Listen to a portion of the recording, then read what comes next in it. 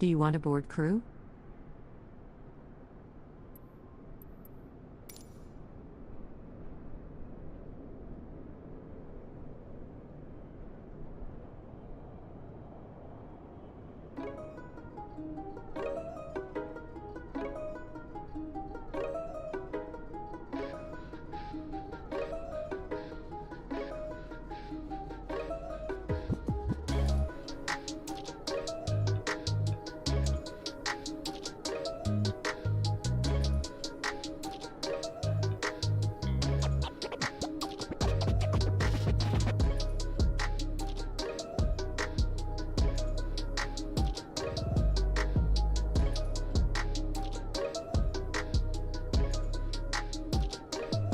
Pilots boarding starting.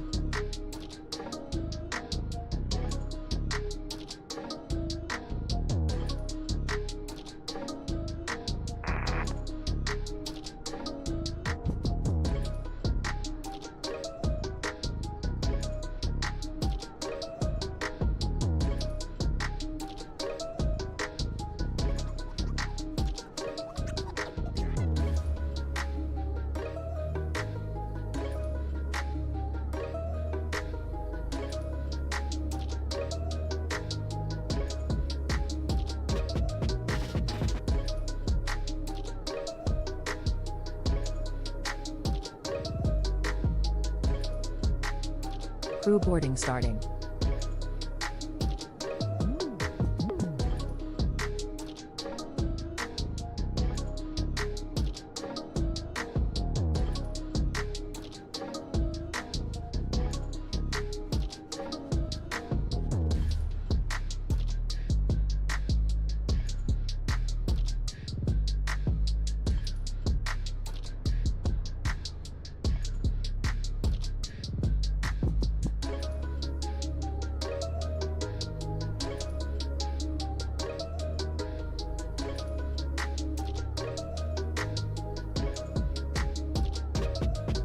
Yeah. Let me see those airplane emojis in the chat if you guys are ready to get started today. Check out this livery. Sheesh.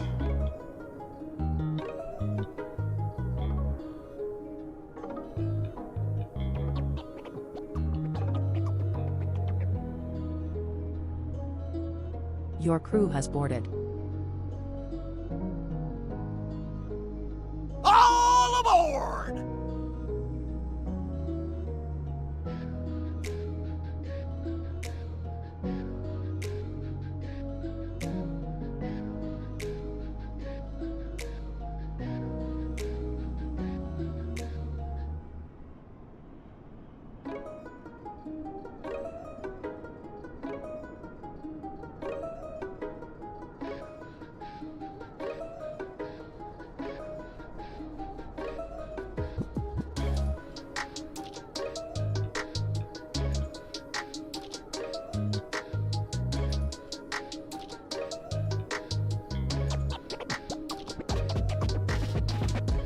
Passengers boarding starting.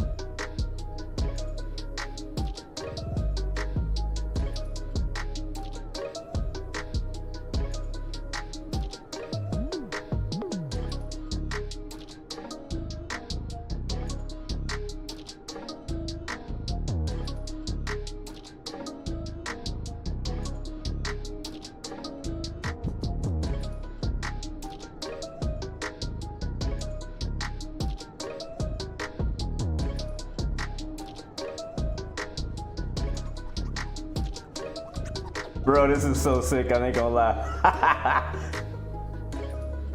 What?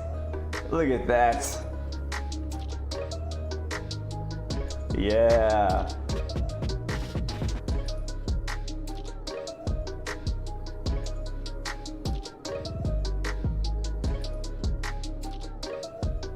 What's up, what's up? What is going on, beautiful people? Welcome back. It's your boy Blue, and this, my friends, is the 11th flight of the Moza Racing Formula One World Tour, where we have been flying, traveling around the world, traveling to every single Formula One Grand Prix destination, transporting VIPs, cargoes, tires, engine upgrades, transmissions, hospitality stuff, team members. I mean, anything you can think of, we're transporting it between the different races in the season. So if you're a racing fan, this is definitely a series for you, a live stream for you, a video for you. But if you're also an aviation geek, this is also a series, a video for you. We'll be flying today from Austria to London, Luton for the British Grand Prix, the 11th race of the season this year. What's going on, Woodrow? Welcome aboard, my friend Samuel. Welcome aboard, Nick and Amanda. Welcome to the stream.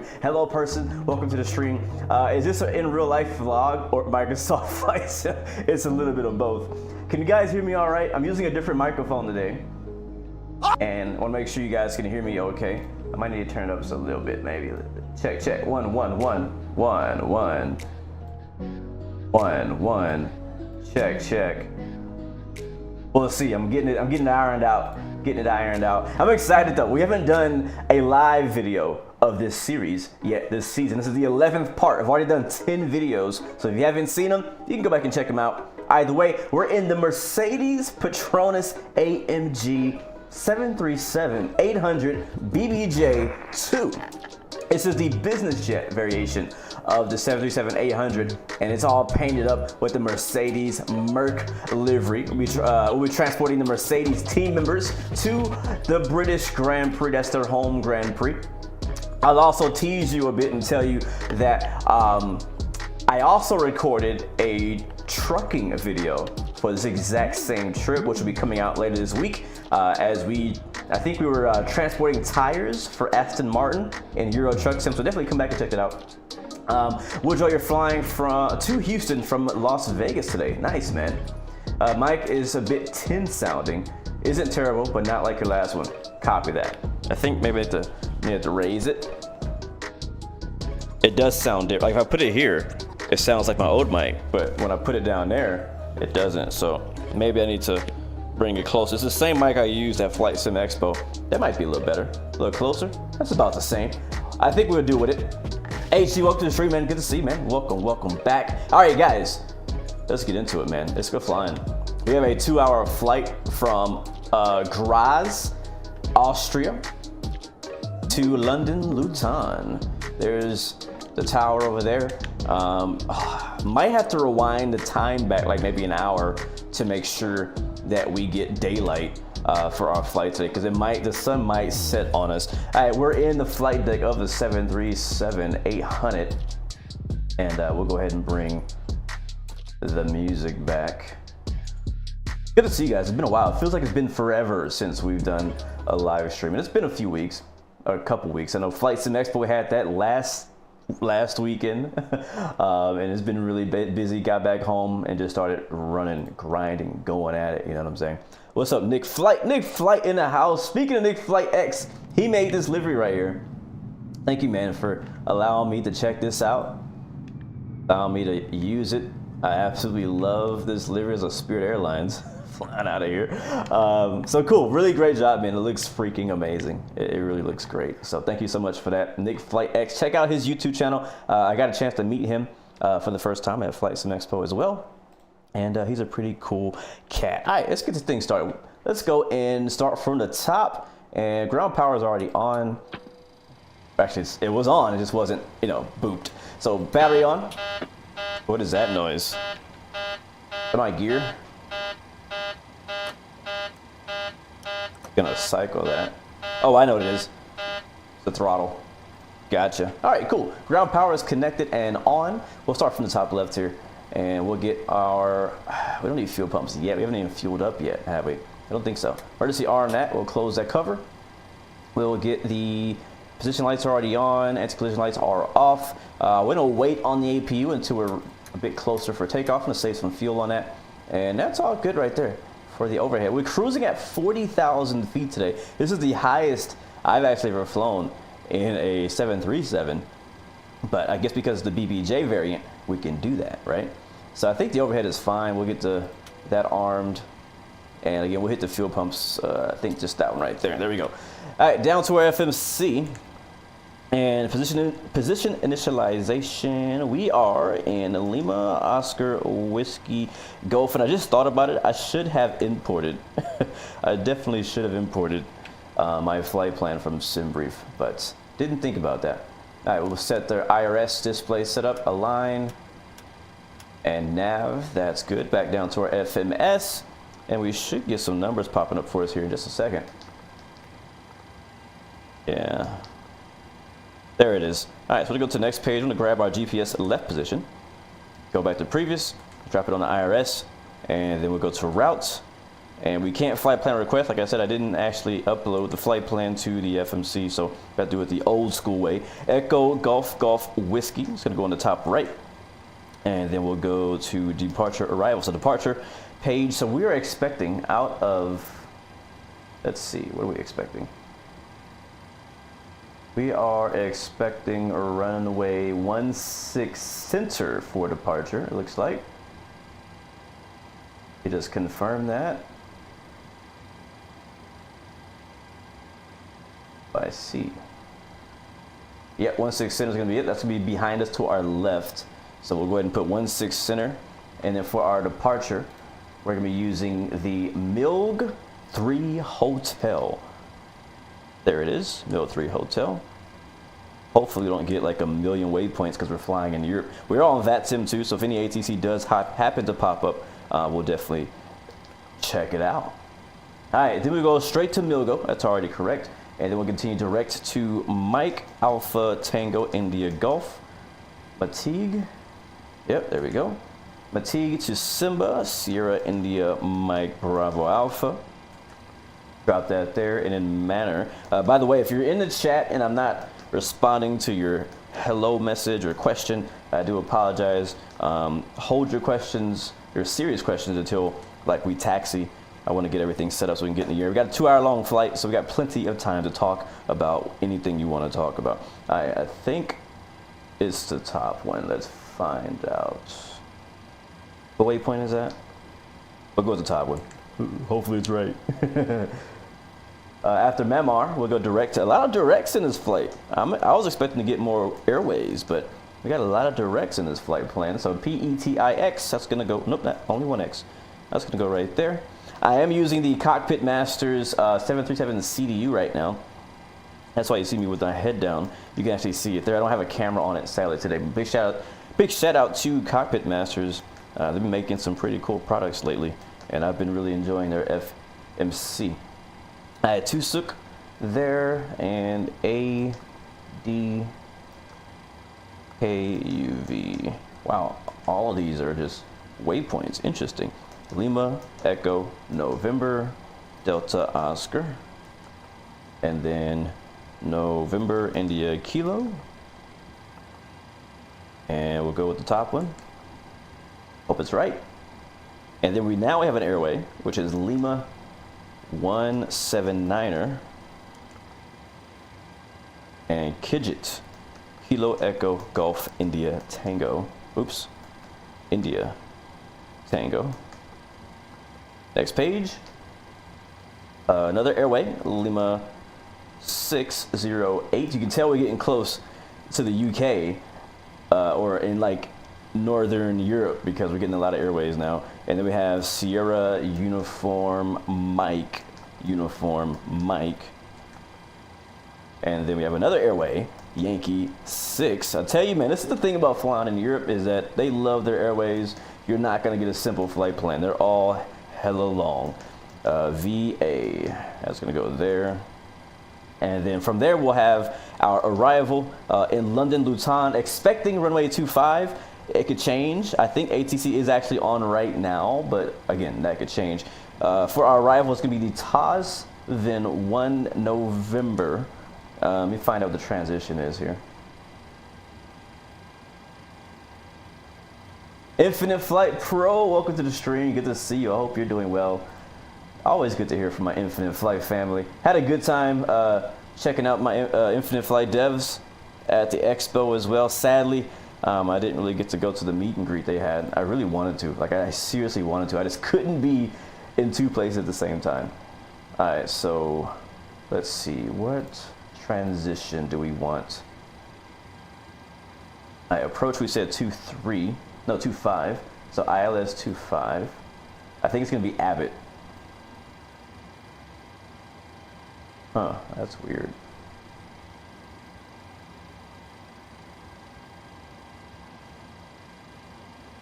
No, it's going to be Zagat. That's going to be our transition. All right, cool. Routes, that's all good. Go back to route. We'll activate that. Hit execute there. And now, obviously, we need to go to our legs page and check and make sure that we don't have any weird stuff going on. So I'm going to go right here. And we'll scroll through my flight plan. Wait, no. Let's switch this over to plan mode. What up, Tyler Rocks? Welcome to the stream as well. Good to see you. What's up, Amanda? Welcome to the stream. I'm having a pretty good day. Day's kind of just getting started, but it's a pretty good day so far. I can't complain. Too blessed to be stressed. All right, let's see. Let's zoom out a little bit. Looking good, looking good. Oh yeah, perfect. Perfecto. Sweet. Yeah, we're good. We're good on that flight plan. Let's go back to the legs page. Put this back in map mode. Tyler, just hold your question, please, for when we taxi, or maybe even after we take off. So I don't want to miss your question. Okay, so that's good to go. Let's go back down to our FMC one more time, and we'll fill out our performance information. So go to route page, we'll go to perf initialization, and we haven't done that part yet. Right. So let's instead go to index. No, it's menu. Menu, and I think it's FS action. It's been a while since I've flown the PMDG, to be honest with you. Like I at one point I flew it so much I was like, all right, I got to give it a break. And now I'm back into it. Let's go to fuel page. Yes, we are in kilograms. That's good. And let's find out how much fuel exactly we need. So we need 7.7. Where's the fuel at? That's total kilograms. We need 7,700 kilograms of fuel. Put that right there. Go to return. I'm going to payload now, and we're probably just going to leave this as is, to be honest with you. Yeah, we'll leave the payload as is. So we got our fuel 7,700. Return. All the rest of this looks good. Yep, that's good to go. Back to FMC. Go to route, performance initialization. We'll click right here, or no? Oh, performance init request. Is that what I'm supposed to click on? I forgot. I think it is. Yeah, I got 7.7. Did it do it? What's up, Soul? Good, welcome to the stream. Perf init uplink ready. Yes, thank you very much. Load it. All right, I hope that's right. It says trip out to 38,000. We're doing 40 though. Ground weight 66.2. Alright, we'll go with it. Alright, 7.7 is our actual fuel. Put that there. Cruise will be 400. We'll put that there if it'll let me. It won't let me. Let's clear that out. And let's go to cruise wind. We have cruise wind. What's our cruise wind? Where is it at?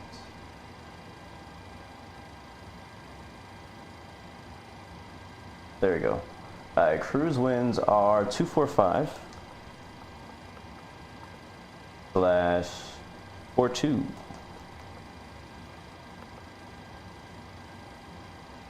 Oh, you don't like me now? Oh, I gotta hit execute. That's why. There it is.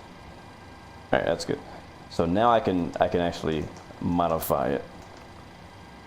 So drop that there. There we go. Max altitude 39. That's not what my thing's at.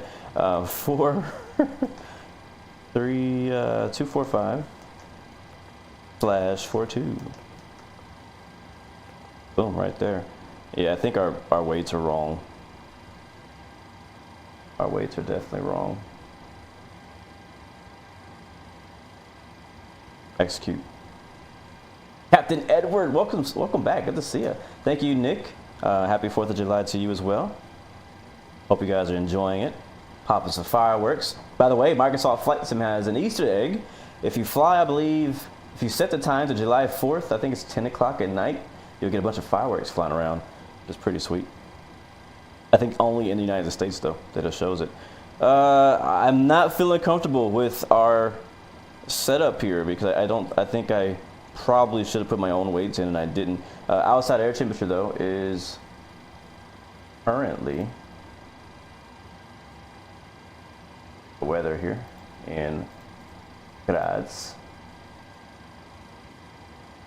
Temperature is 23. Flaps 5. Should hopefully give us a CG, right?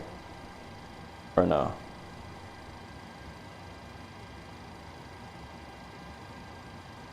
Oh, there it is. It's 24.4, trims be 4.8. And we got our V-speed 137, 139, 148. There we go. I think we're just going to go with it. If we have to go down to like 38,000 feet, we'll do it, but we'll file for 40,000. And we'll just go with it. We got enough fuel, that's what matters to me. Might be a little heavier than we expected, but we're light. Okay, so V-speeds are all set. And let's now go back to here. That looks good. Let's set our trim. So trim 4.8. Oh, hold on.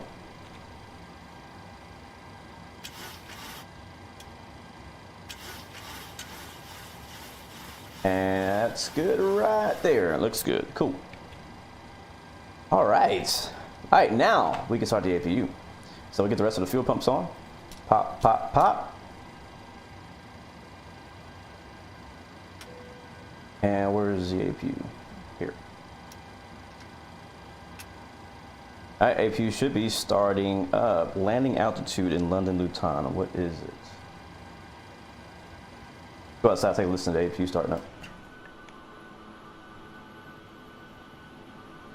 Yep, trim is set. Thank you, dudes. What's up, Captain?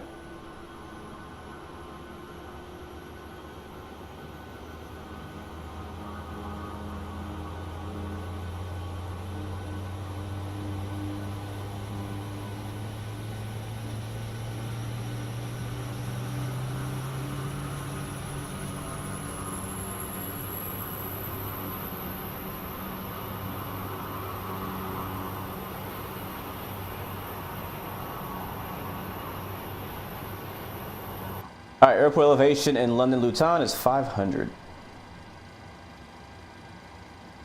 We'll set that there. Cool, APU is good. Let's go to pop on the APU gens. Go, and we are basically ready for pushback. Packs on, APU bleed on, isolation valve to auto. Anti-collision lights on. And I believe the rest set is fine. We'll go ahead and disconnect the GPU, which we'll do in our FMC. We go to menu, FS actions, ground services, ground power release. Make sure nothing else is open. The stairs are disconnected. The doors are disconnected. I believe the doors should be shut. Yep, doors are shut. Let's go ahead and call for pushback.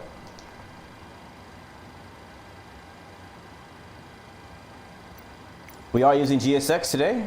I downloaded a custom like profile for this particular airport. Found it on flightsim.to. That's what I kind of do now. Do I want to request pushback? Yeah, that's what I just said. What's up? I'm Scummy. F1 2023 is this advanced. Oh yeah, I forgot to change the title. My bad. Basically, if you guys are just joining us though, the concept is this is the 11th flight of the Moser Racing F1 World Tour, and what we're doing is we're flying in a flight simulator from race to race, from Grand Prix to Grand Prix. So we've done 10 parts of this. We started off in London, flew out to Bahrain, and continued to Australia. We've been to Italy, Miami, basically everywhere they've gone we've flown to. And this is the 11th flight flying from the Austrian Grand Prix over in Austria to the British Grand Prix, which is going to be over in the UK. And the closest airport we're going to land at is London Luton. So that's what we got going on. But thank you, Scummy. Good to see you, man. Hopefully you didn't come looking for an actual F1 race. But like I said, I also did a drive in Euro Truck Sim yesterday, driving from Austria to where do we go? To London, which is a really cool drive. So that video will come out later this week. Do I watch Unspeakable? No, haven't heard of that.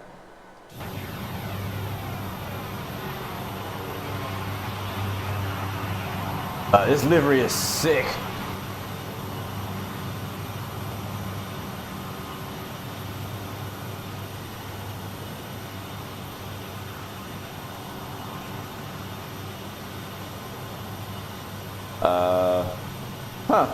Straight back, yeah, it's fine.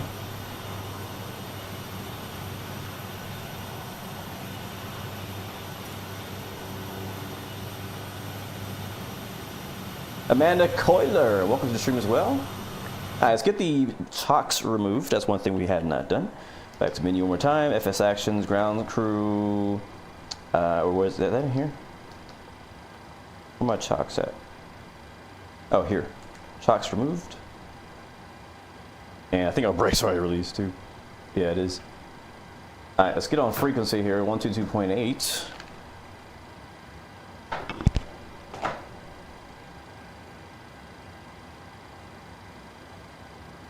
There we go.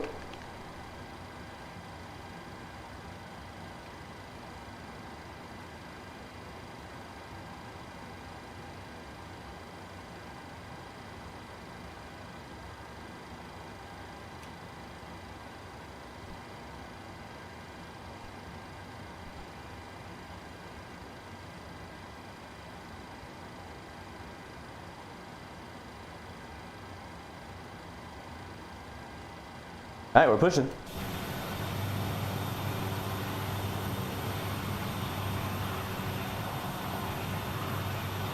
$313, welcome to the stream. SM Rail Production, welcome to the stream.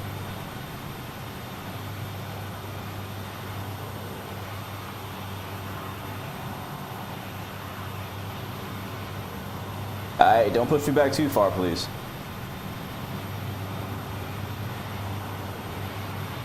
Don't push me back too far. All right, I think he's stopping. Yep, perfect. All right, thank you very much. Let's see. Brake set, clear this connection, off the pin.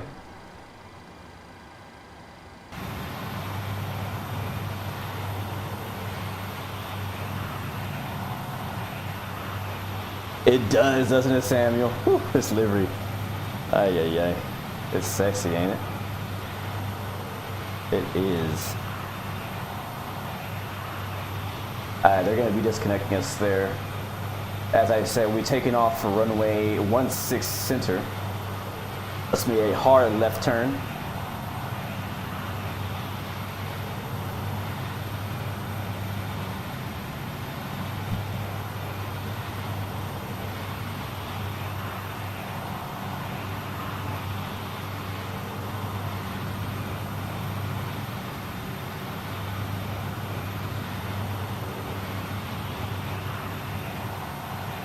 Nightside, what's up, man?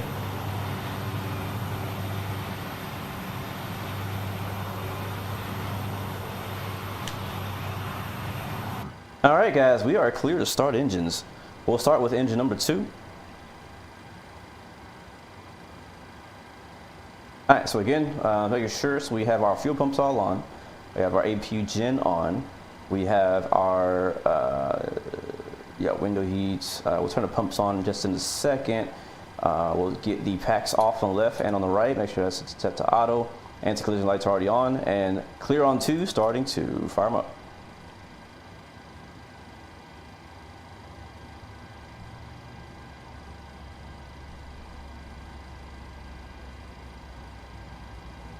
Roger. All right, looking for about 20% or so. And then we can now introduce fuel. Pop that there. Not sure if you can hear it.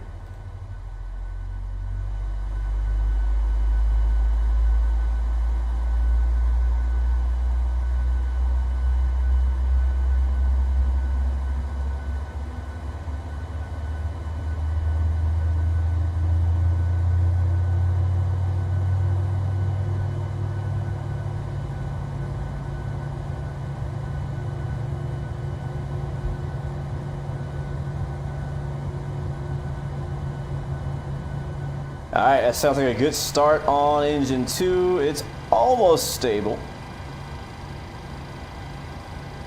Yep, good start on 2. Clear on 1, starting 1. We'll go outside for this one.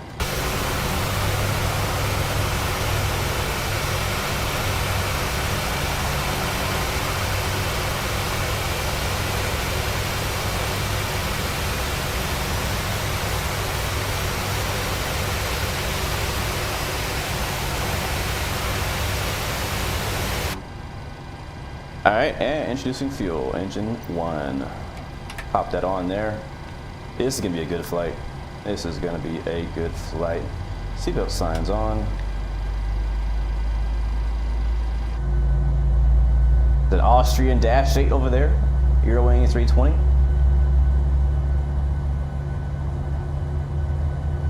Nice, you got a 3060. Oh yeah, that's a big difference from the 2060 for sure.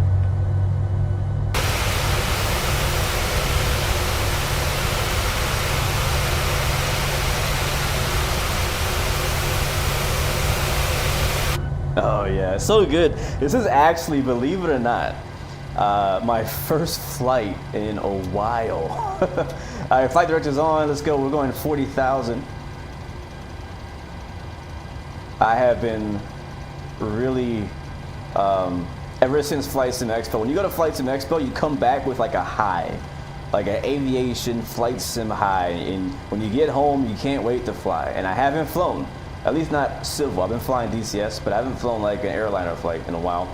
What is our V speeds here? Let's copy that. Thank you very much. Init ref. It's where is it at? Route. Menu. FMC. Route. Takeoff. There we go. All right. So 1480.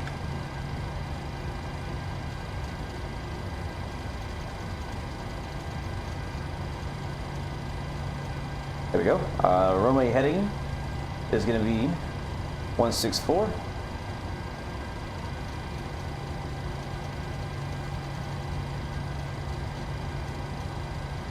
Sweet. All right, flight directors are all on. Set that to RTO. All right, chat. All of my first officers in chat, let me know if I'm forgetting anything. Yacht dampers are all on, fuel pumps are good. No fuel in the center, so leave those off. APU gen good. Shut off the APU, pack coming back on. APU bleed off. Propede on, hydraulic pumps on.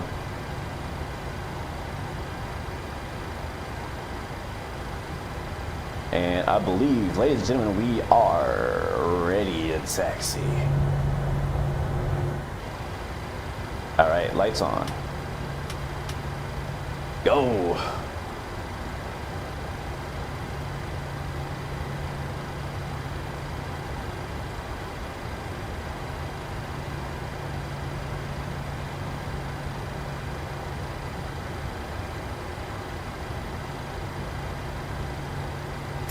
All right, brakes off. Let's go, baby.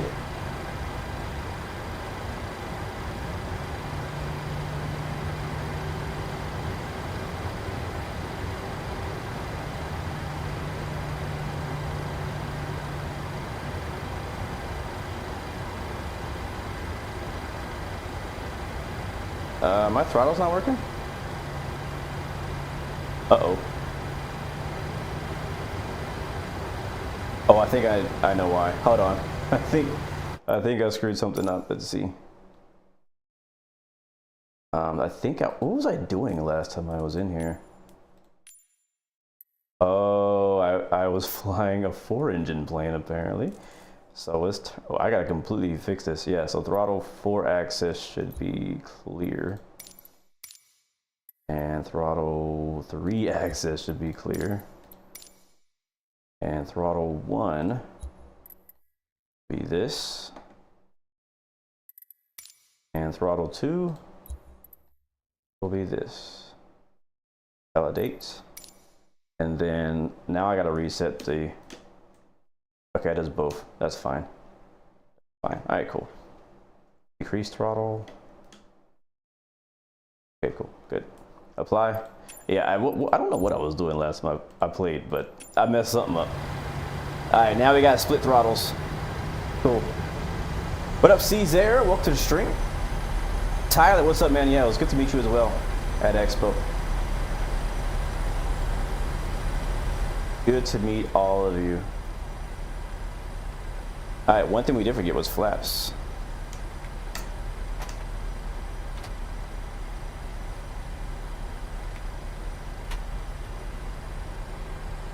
And also our push to talk. What happens when you haven't flown in a while? Make sure.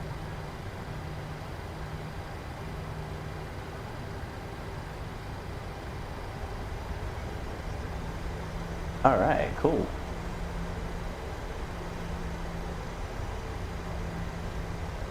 Watch out, fireman. Yep, we'll get the auto throttle. Yep, auto throttle switch is set.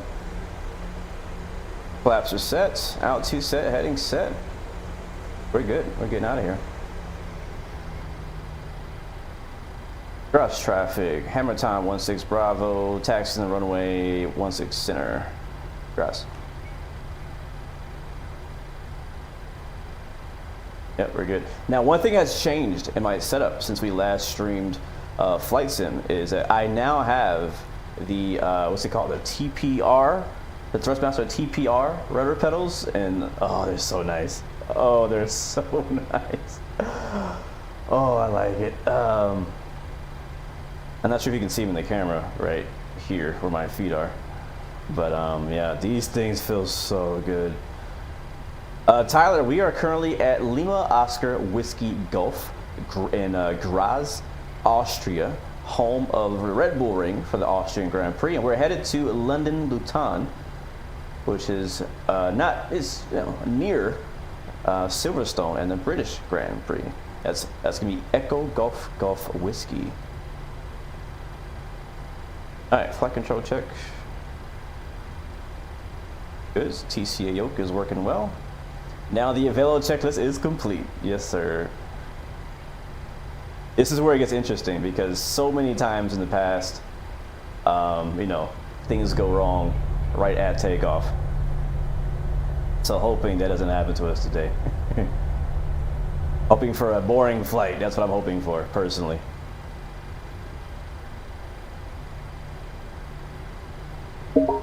Right? For $600, these pedals better feel good. Exactly. All right, guys. Final is clear. Runway 16 center. Cross traffic. Hammer time 16 Bravo. Runway 16 center. Taking off to the northwest. Cross traffic. All right, lights on.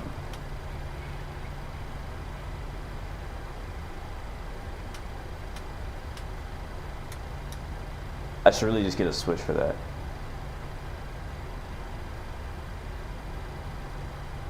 Stock car racing, what's up? Welcome back again. Juan Pierre, what's up, my friend from the Netherlands? Good to see you. Always a pleasure. Hi guys, stereo cockpit. I will not be looking at chat for the next couple of minutes. We'll get the chrono on. I actually remember this time. You know, we forgot the that. Yeah, there we go. All right, guys. Let me see a toga in the chat. Let's get 40%.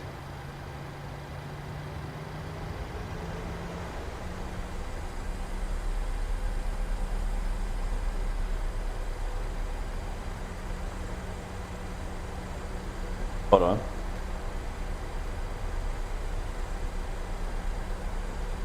Had to verify takeoff speeds and toga.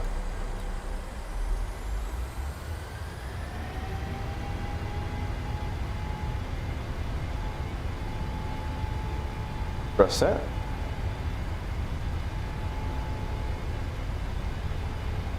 $80 knots. 80 knots.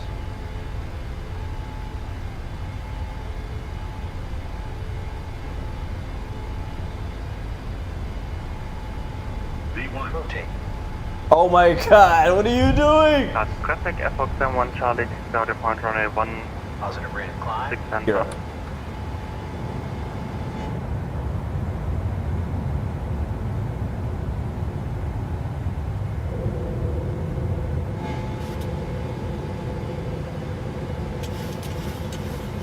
Bro, these rudder pedals feel so good. Oh, it's so different.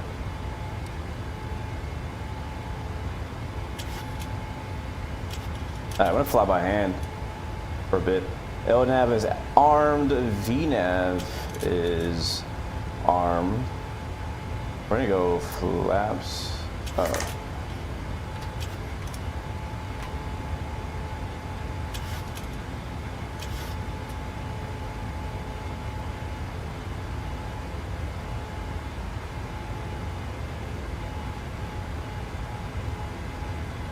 a little fast.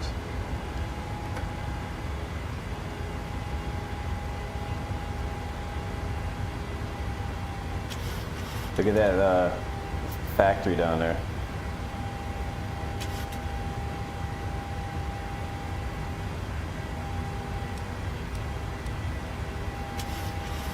Why are we going so fast?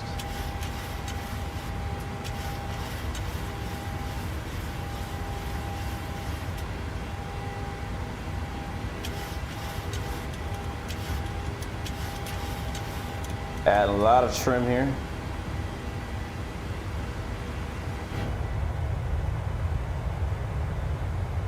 That's gorgeous, man.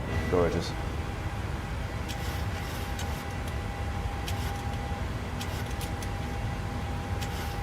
Switch the speed here if they'll let me. Oh, look at that X up there.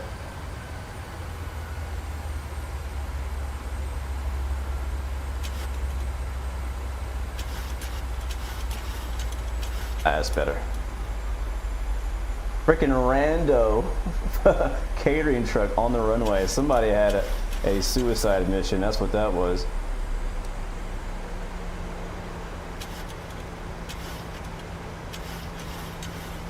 Alright, we're passing 5,000, 6,000. We're actually losing altitude here. We have a hard left turn for this departure.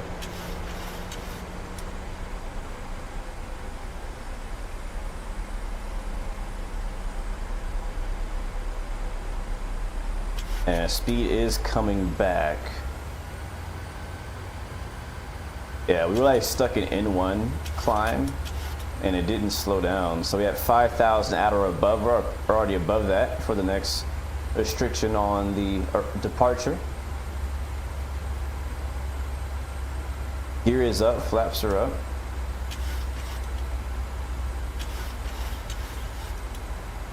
Our arrival will be London Luton. I can't remember the name of it. I'll tell you in a little bit. So let's see, where's our airport? I think it's over there, by that water.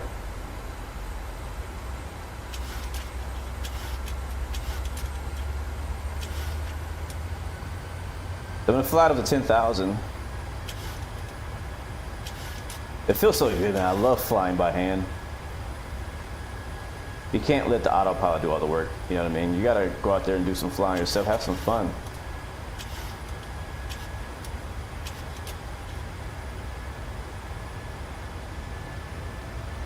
All right, and we should be just about on course now. And still climbing. There you go, right on the magenta line. Thank you, Deuce, for the after takeoff checklist. So there is Graz, the airport just left right there.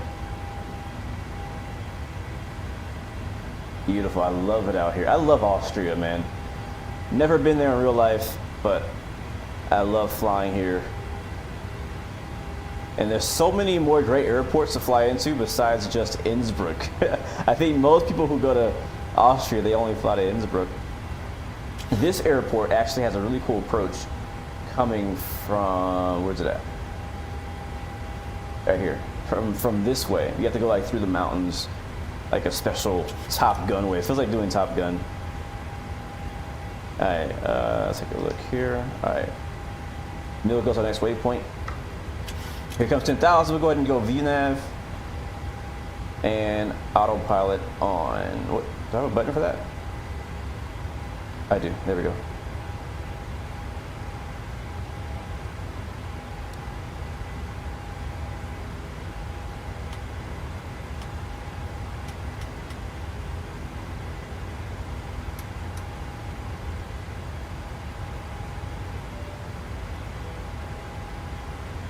There we go.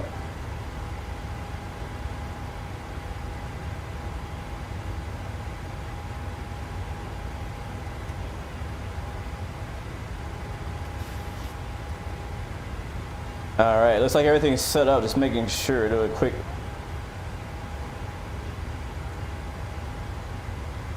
Did I?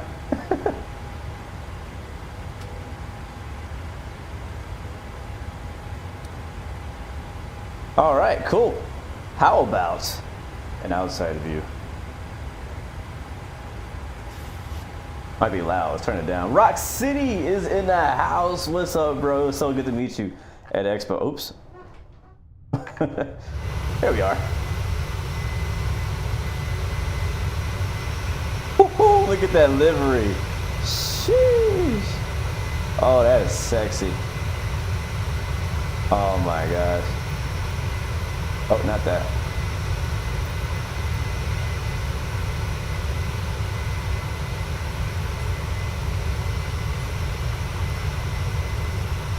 Look at that.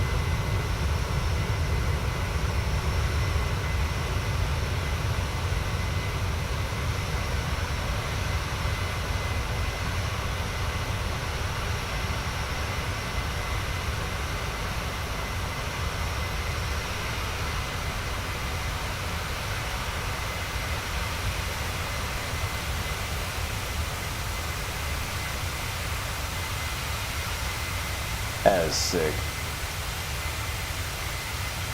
Big shout out to Nick Flight X making this livery. Livery is fire.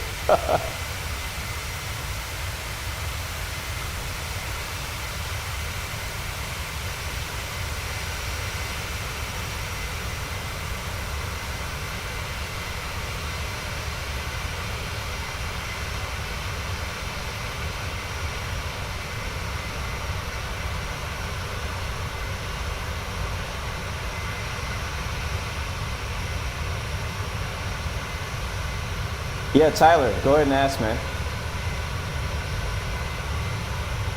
I'm just enjoying the view right now, just taking it in.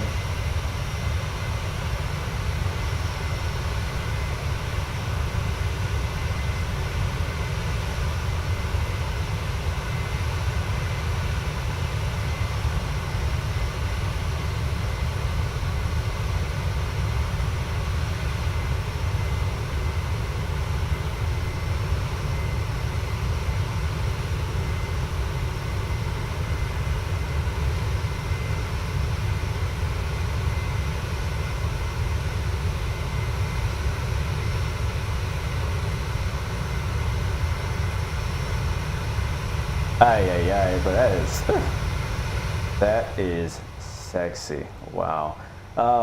Let's see how I have two questions here I need to answer. I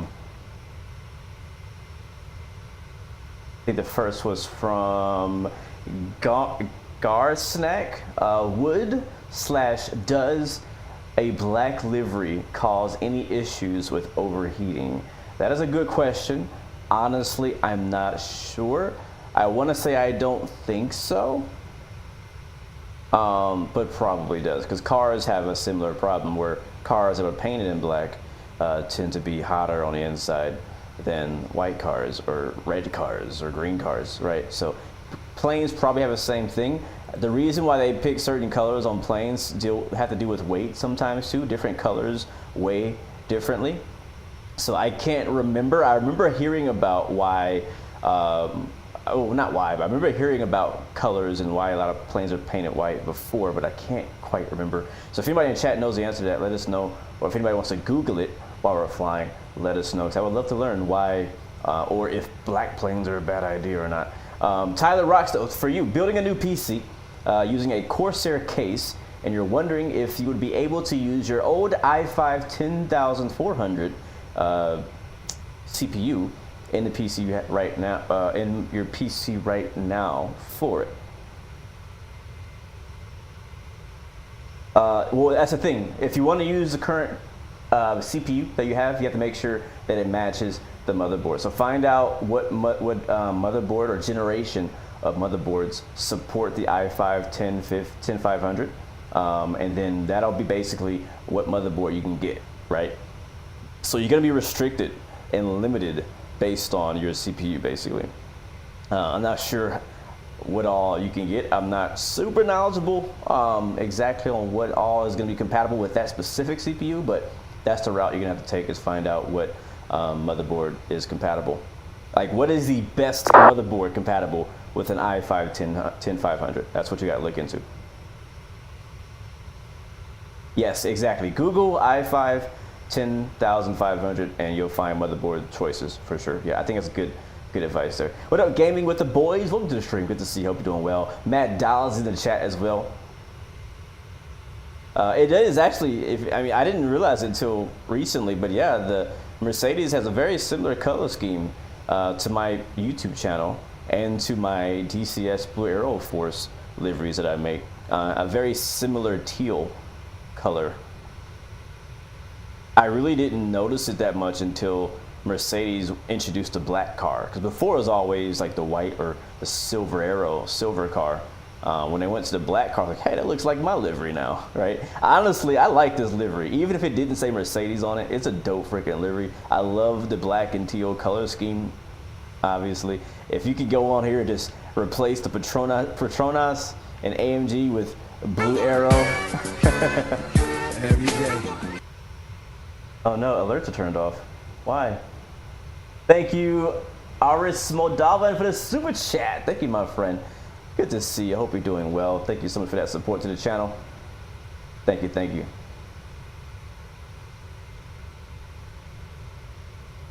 Thank you, my friend. Yes, PC Part Picker is another. Oh yeah. That's what I did. For my PC, I went to PC Part Picker. I also have help from a friend of mine named Shadow, who helped me kind of, because, you know, when I started my PC build, I didn't know anything. I learned a ton from watching YouTube videos on how to build a PC, what's good, stuff like that. But I also had him kind of guide me through it as well. So if I decided on a certain PC part, I would go and talk to him, like, hey, is this a good part? Is this gonna work well? Is this good for flight sim?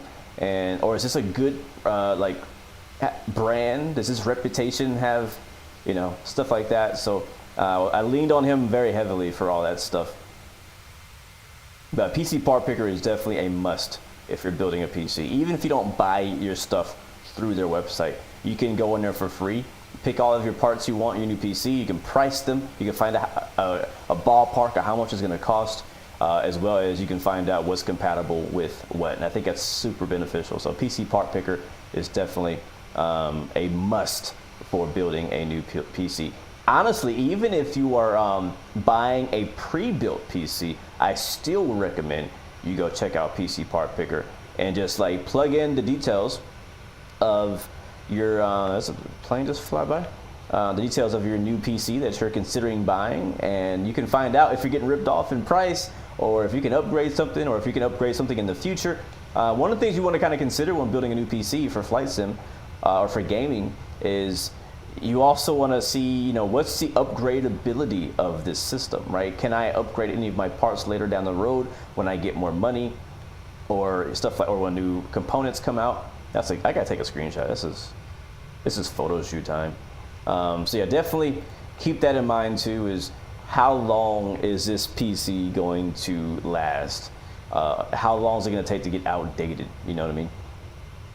That's what I did. For me, because I do so much, I do video editing, I do live streaming, I work on this PC, I game on this PC, I flight sim on this PC, I do everything on this PC. So I had to get something that was basically overpowered and partly future-proof in a way. Because I didn't want to have to go and spend money on a PC again anytime soon. anytime soon.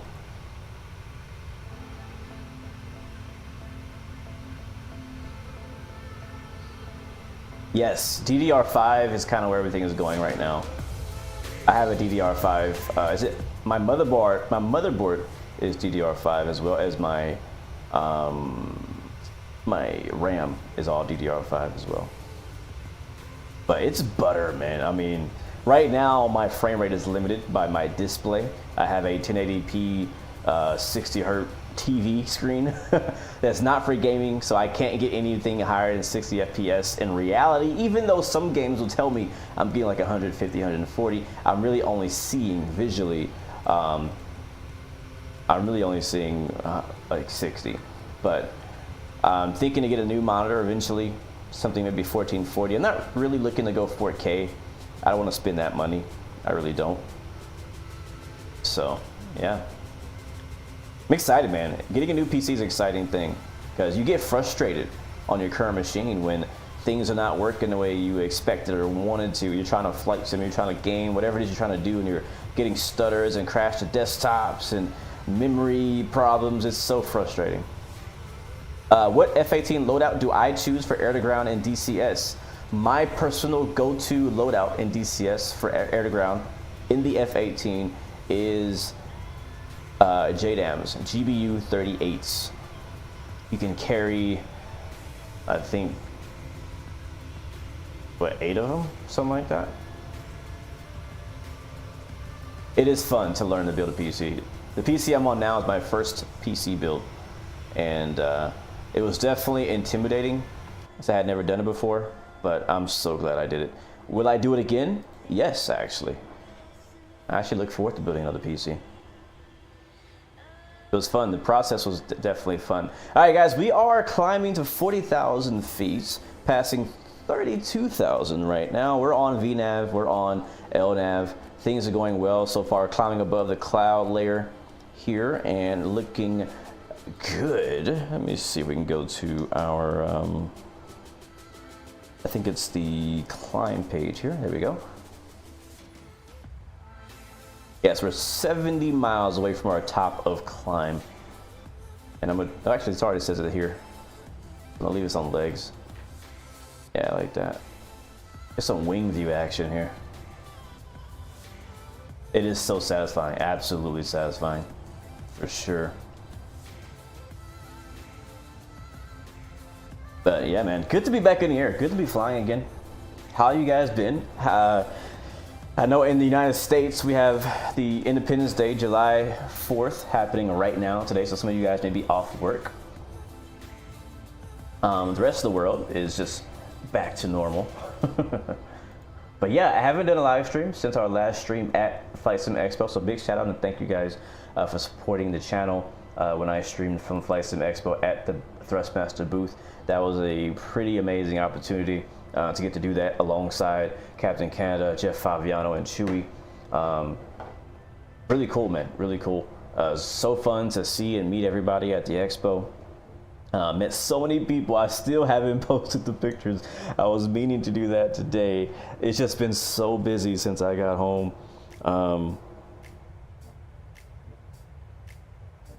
Yeah, I've been so busy since I got home. I've just been running, yeah. But thankful to be back in the PNDG 737 and still loving it, still enjoying it. I need to do a shared cockpit one of these days. That'd be pretty fun. Your dad told you you would need a 1,000 watt power supply if you want to upgrade to another graphics card in the future. That's probably correct. Yeah, I mean, you have to look and again and see how much power your components are gonna need. But yeah, if you want to upgrade your graphics card, you also have to think about the power source too. Where can you get this livery? This livery is actually not technically available online. This livery is based off of another livery that is on Flight Sim TO. Again, Nick Flight X, he actually just modified this livery for personal use. And then I saw it and I was like, bro, I gotta use that livery. And so he sent me the link, which is just I think it was a Google Drive. Actually, it wasn't even that. I think it was just just a direct link through Discord. But if you want this livery, let me know. Hit me up on Discord, and he gave me the permission to share it with you. So just tag me on Discord, and I will be happy to send over the file so you can check it out yourself. So it's, again, completely free. But there's another silver version of this. There's a silver version of this livery already on flightsim.to. It is Dirk Chocolate. Dirk Chocolate, what's up? I love that name. That's such a cool name. Good to see you. Hope you're doing well. Welcome aboard. Welcome aboard. But again, if you guys are just joining us, we are still climbing. Look at that. That thing is sexy. We're still climbing to our cruise level of 40,000 feet. We are going to have some ATC. Looks like it's somewhere around Germany. Matter of fact, I might go ahead and see if we can hear them. I call them. I'm not going to call them yet. We're not in their airspace, but just get some background ATC chatter. Looks like center for EGGW. Is that correct? Yeah, EGGW center 124725. 124725. We'll get that, and we'll check in with them a little later. 303 climbing there it is. 340. I can hear it. Can you hear it? Yeah, you got it. Until then, guys, you know how it is, man. We flying, we chilling, we cruising. If you have any questions, definitely send them my way about anything, about racing, about flying, about life. I don't know. I can't promise to have the answers to everything because I definitely don't. But I can do my best to try to point you in the right direction. I'm gonna turn them down just a little bit. Yeah, there we go. Thank you, Dirk. I appreciate it, man. Thank you so much, Dirk. Yeah, this is the first live stream we're doing for the F1 World Tour. The rest of them have been pre-recorded videos, but I thought, you know what, since this is a nice short flight, just 2 hours, we could do it live and hang out with you guys.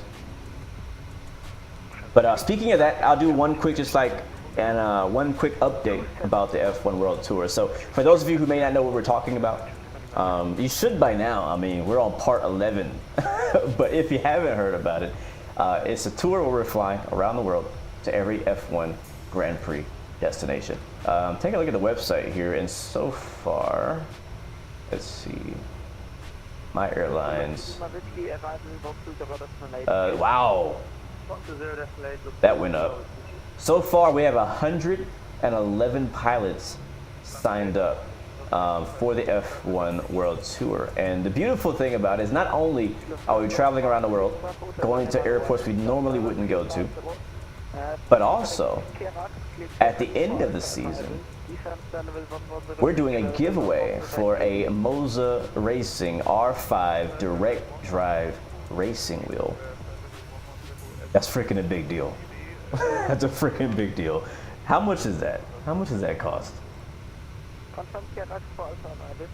You were to go buy one right now. That's the wheel that I use now. I just started using it. No. How much is the R5? Want the bundle? I want the bundle. Bundle me. Oh, there it is. There it is. Yeah, so regular price, 529 USD is how much the Moza R5 bundle costs. Again, this is not just a regular wheel. This is a direct drive wheel. Like, this is not like the other wheels where it's just like a belt-driven or gear-driven system. This is like, it's different. It feels completely different. It's much stronger. It feels so much better. I've been having the gear-driven or the belt-driven wheels for most of my sim racing life, which is like forever. And I just recently got direct drive, and I'm like, oh, this is so good. So the R5 is by Moza. You can get, you know, they have other brands you can get. You can go all the way up to R9, the R12. The numbers just mean that they're stronger. But the R5 is about 500-ish, and we're giving one of those away thanks to Moza Racing at the end of the season. And we're only giving them away though to those who are participating in the tour. So basically the way it's set up is that you have to get 6,000 XP to be eligible to win 6,000 XP. That's it. And there also will be some bonuses that I will be secretly throwing your way from time to time for certain flight legs, just for landing. So you don't have to do the entire tour. It's 23 races, 23, destinations, 23 flights. I'm gonna personally try to do all 23 of them. I challenge you to do the same, but I understand that people have a life. A lot of these flights are long, and it's not easy to do that. So that being said, that's the reason why I set the bar at 6,000 XP. Every time you land, when you're signed up, you get XP for that flight. And I'm planning on giving out some bonus for those who may struggle to get to 6,000. But basically, you have to be signed up for the tour, get 6,000 XP, and of those people who are above 6,000 XP, I will do a random draw at the last race, and you're gonna win a Moza R5. So yeah, get in on it, man. If you're into sim racing, this is a big deal. If you're not into sim racing, but you're in the flight sim, or maybe you're considering getting into sim racing, this could be a good deal for you as well. So, I mean, I don't have to sell it. It's a freaking Moza R5. If you don't want it, then don't. Like, shoot, man, it's a good deal. Michael Reeves, what's up, man? How are you doing? Newly subscribed, but glad you sub. Love the plane and train sim content. Thank you so much for that. Speaking of train sim, I do have possibly multiple videos coming out this week for train sim. I'll give you guys kind of a sneak peek, not a sneak peek, but just kind of like a teaser of it, basically. A couple of train sim world videos, and I'm working on a Derail Valley simulator. I recently, and by recently, a few days ago, gave Derail Valley another chance. I tried it back when it came out and was like, not that impressed. But I tried it again, and for whatever reason, it's trying to hook me. So I was like, you know what, let me make a video on this as well. So I made a Derail Valley video. It's actually currently in editing, so that'll come out probably next week. So, and as far as DCS, I'm hoping to do another flight Friday if nothing comes up on DCS. So a lot going on: DCS, train sim, trucking sim. I've been playing a lot of 6 Days of Fallujah lately. A lot of fun, that game.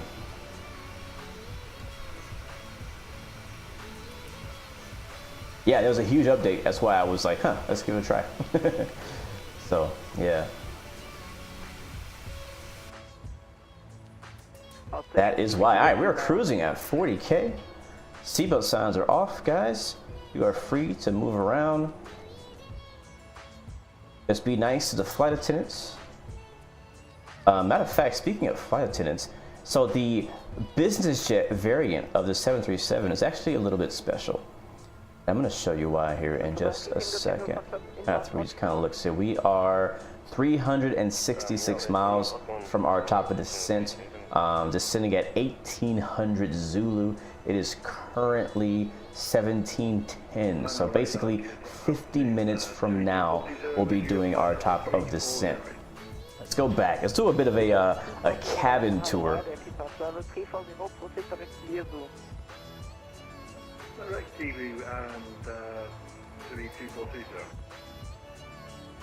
Imagine if train sim had a feature where there was a low chance that if you were going fast enough, you could derail. That's Derail Valley. That's literally Derail Valley. That's what the game is all about. All right, we'll start from the front. Yes, this is Microsoft Flight Sim 2020. Yeah, 2024 is coming out now. I got to call it 2020. So this, ladies and gentlemen, is the interior, the cabin of the business jet variant of a 737. A lot of people don't know that there's business jet variants of this plane. If you didn't, now you do. So check it out. This is where the Mercedes team will be hanging out, relaxing. Beautiful views along this couch. Is that a freaking croissant? What? That's a croissant. It's a croissant.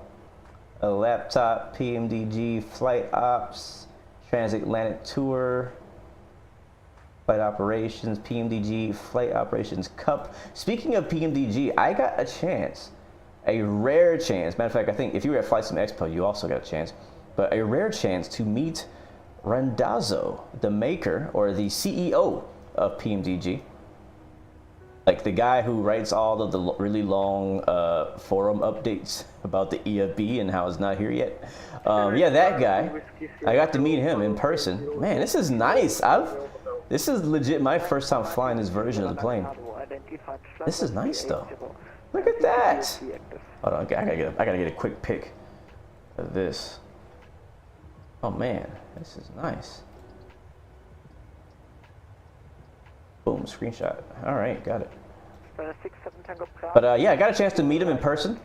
Shook his hand. I might have given him a hug. I don't remember exactly what the physical interaction was, but either way, got to meet him at Expo. Was really cool. And I'll be honest, and a lot of other people had the same impression. But before meeting him, Randazzo from PMDG, a lot of us kind of thought he was, you know, a bit of an a-hole, right? Kind of like, but meet him in person, he's actually a really nice guy. Oh, look at that view. Eesh, eesh. All right, so if anybody needs to use the lav, apparently there's no door on it. Oh, there's a door right there. Can I close it? I can't click on it. Okay. Oh yeah, that's where one of the bathrooms are. Oh, the other one's closed. The other one is occupado. Will Microsoft Flight Sim have commercial flying and free flight stuff, or is it mission based? Microsoft Flight Sim 2024 is the same game that we're playing right now as Microsoft 2020, except they're adding the stuff you saw in the trailer. Does that make sense? So it's not just a mission game where you play as search and rescue and this and that. That trailer was only showing off some of the new features coming to 2024. But everything you see us doing now is still going to be done. We're still going to be flying airliners and PMDGs and stuff like that. The only difference is we're going to have a few upgrades to the core sim. So like 3D trees is going to be a thing in Microsoft 2024, or better 3D trees. And what else? I think the weather is being upgraded. They did do a talk about that at Flight Sim Expo as well, about how they're revamping. I should say revamping, but they're progressing with the weather engine and stuff like that. EDU, congrats from North Carolina? That's more than perfect. Yes, thank you, Edu. Why did you think he was an a-hole? Mainly just kind of, I don't know, just from comments online and maybe the way he talks. He has a very unique personality that can kind of be taken wrong through text message or through, you know, a forum post. So that's the reason why I thought he wasn't going to be like a super nice guy. But he was really nice. He was really nice. He was really excited to be at Flight Sim Expo. Him and a lot of the PMDG team were all there. So it was really cool to just see him. So I could sit on the seat on the couch here. See, for me personally, if I'm gonna have a business jet like this, I need you to turn this couch around. Or I guess you have a view out that window, but I want like a couch like opposite where it's just, I can just sit back and look straight and just look outside. That's what that would be the dream, like business jet interior configuration for me. That would be me. That's what I would want. Is it coming to Xbox? Yes, Microsoft 2024 will also be on Xbox. Probably on day one, I would assume. I don't think it's gonna be like a year later like 2020 was. I think it should, and it, don't give me, you know, I'm just speculating, but I think it is supposed to be on Xbox on day one. I know it's gonna be on Game Pass.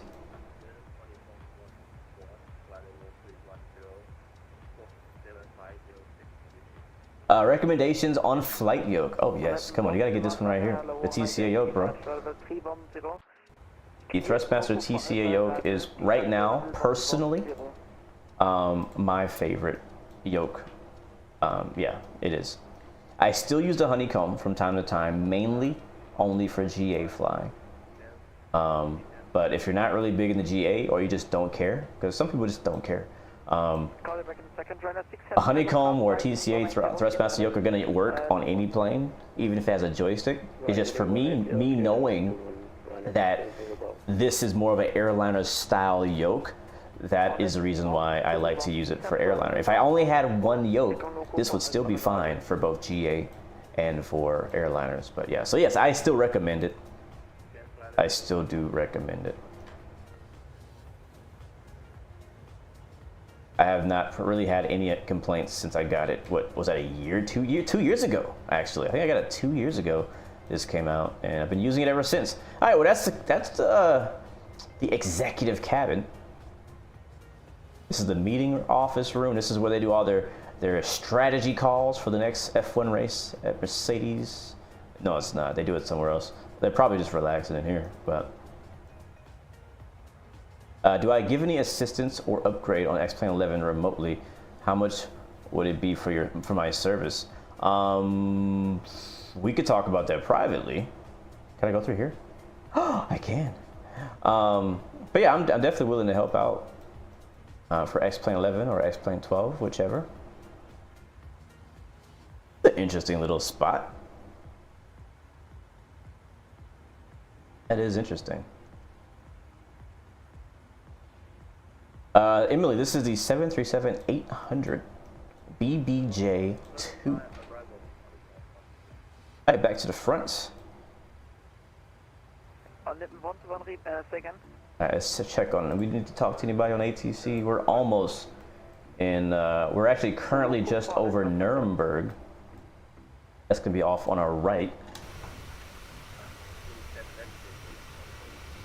Yeah, EDU, the best way to contact me is send me either a DM or just tag me in Discord. Because I know for whatever reason, some people can't send me DMs. So if you can't DM me, just send me a tag me on Discord, and I can DM you possibly. We can go from there, and I can help you out if possible. But yeah. 305. What about quadrant? For throttle,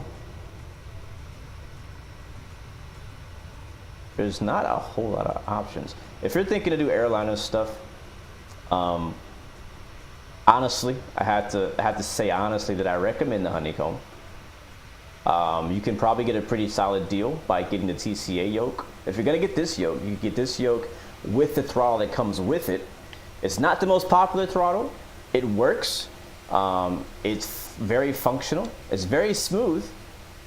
But I still prefer the honeycomb Bravo throttle quadrant. And I have some add-ons and stuff like that with it as well. But that's what my personal preference, I should say. Fonzie, what is up? Welcome to the stream. Good to see you. We're 40,000 feet in a 737 above Nuremberg.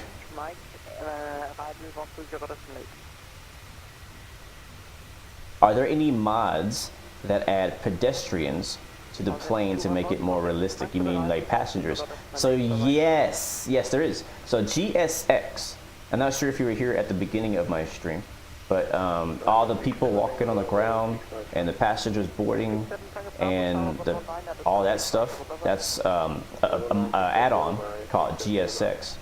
And that same developer is coming out with an update. I'm not sure when, because I saw it at Flight Sim Expo. We saw a preview of it at Flight Sim Expo. Thank you so much, Ethan Zen, for the follow. Welcome to the Blue Arrow Royal family. I hope you're doing well. Good to see you. Welcome aboard. But yeah, I saw a preview at the expo that they're adding some type of update that's going to allow it to show passengers sitting in seats in the back, which is super cool. So I'm looking forward to that. I really hope they also, and here's the problem. I wish I could have went and talked to them. I really do, because I was so busy. Anyways, they were previewing it, but what I want to know though is, are they gonna be flight attendants like walking up and down the aisle? They gotta be sick, man. That would be really cool. That would be really cool. Talk about immersion. That would be really cool. Can I help you? You know what I mean? Like, ding, pressing the button and stuff. That'd be pretty sweet. What airport did I end up choosing, Fonzie? We're flying to Luton, London, Luton. That's where we're going. Charlie 7 Mike Charlie Langenhallo score 2015. And beautiful.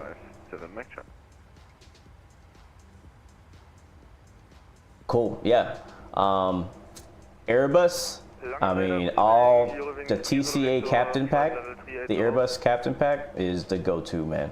For the price, it's perfect if you're flying Airbus.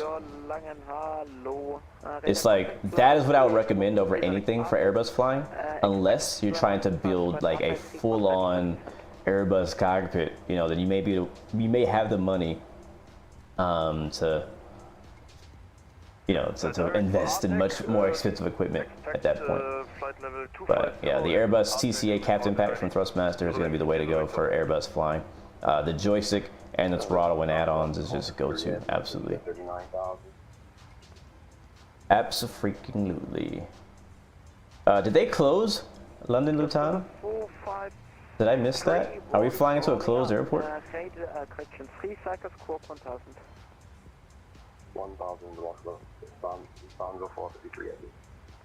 Because, you know, I'm not from here, so I don't know.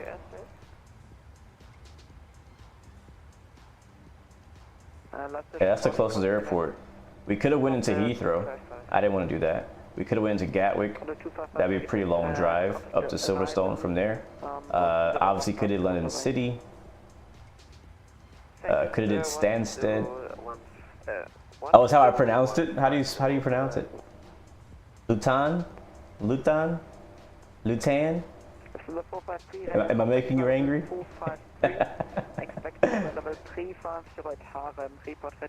Is Lewis Hamilton on the plane? No, he has his own private plane. You know Hamilton's too important to fly with the team. Russell might be back there though. You know, I found out that I think I was looking into it, and I believe Lewis Hamilton used to own his own private plane. I believe it was a red, was it a Falcon? I'm trying to remember what kind of plane it was. Look into it. Let's Google it. Lewis Hamilton private plane.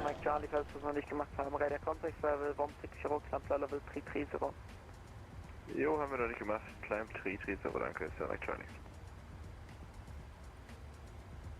To check 2420, leaving mass 13, come bye bye. Can't always trust the internet, but I'm curious.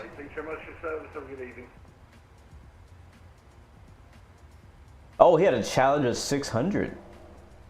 Oh, it was all red. That thing looks sick. I'll show you guys a photo here. Hold on. Looks sick, man. Now, I believe I saw an article somewhere that he sold it. He got rid of it. He did not keep. He didn't keep it. Most of the drivers, believe it or not, in Formula One, as freaking rich they are, because they're all stinking rich. Most of them don't own their own jets anymore. The jets are mainly owned by the teams or by the sponsors of the teams, from what I read somewhere. Descent flight level 250 to reach flight level at. Alright, I'm gonna pull it up here. Alright, so this is apparently Lewis Hamilton's private jet. Descent flight level 350.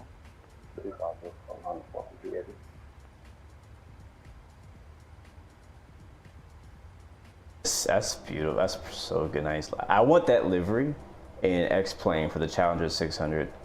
I'd fly that. I'd fly it. All right, Michael Schumacher has a Dassault Falcon 200 EXC. Does he still have it? Oh, it has his logo on the back. That's cool. That's nice too. Let's see. Niki Lauda has a Bombardier Global 5000, or maybe at least he used to.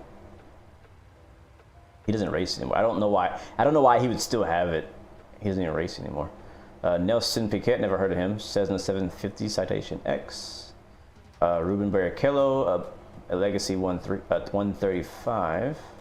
Fernando Alonso with a Falcon 900. I believe I read somewhere he doesn't have a jet anymore either. Yeah. There's a really cool YouTube channel I've been watching recently called I think it's called Kim Illman, I believe. Have you guys heard of him? He's a photographer that goes to all of the races and he documents and kind of vlogs on his like experiences. He'll show you know, him flying or the hotel he stays at, or he'll give kind of some background on some of the drivers, stuff like that. Yeah, probably Fonzie. AMG Smitty Luton. Okay, got it. Yeah, Lauda did pass. I forgot about that. RIP to him. Gio, what up, bro? Gio, is he here? Is he in the chat with us today?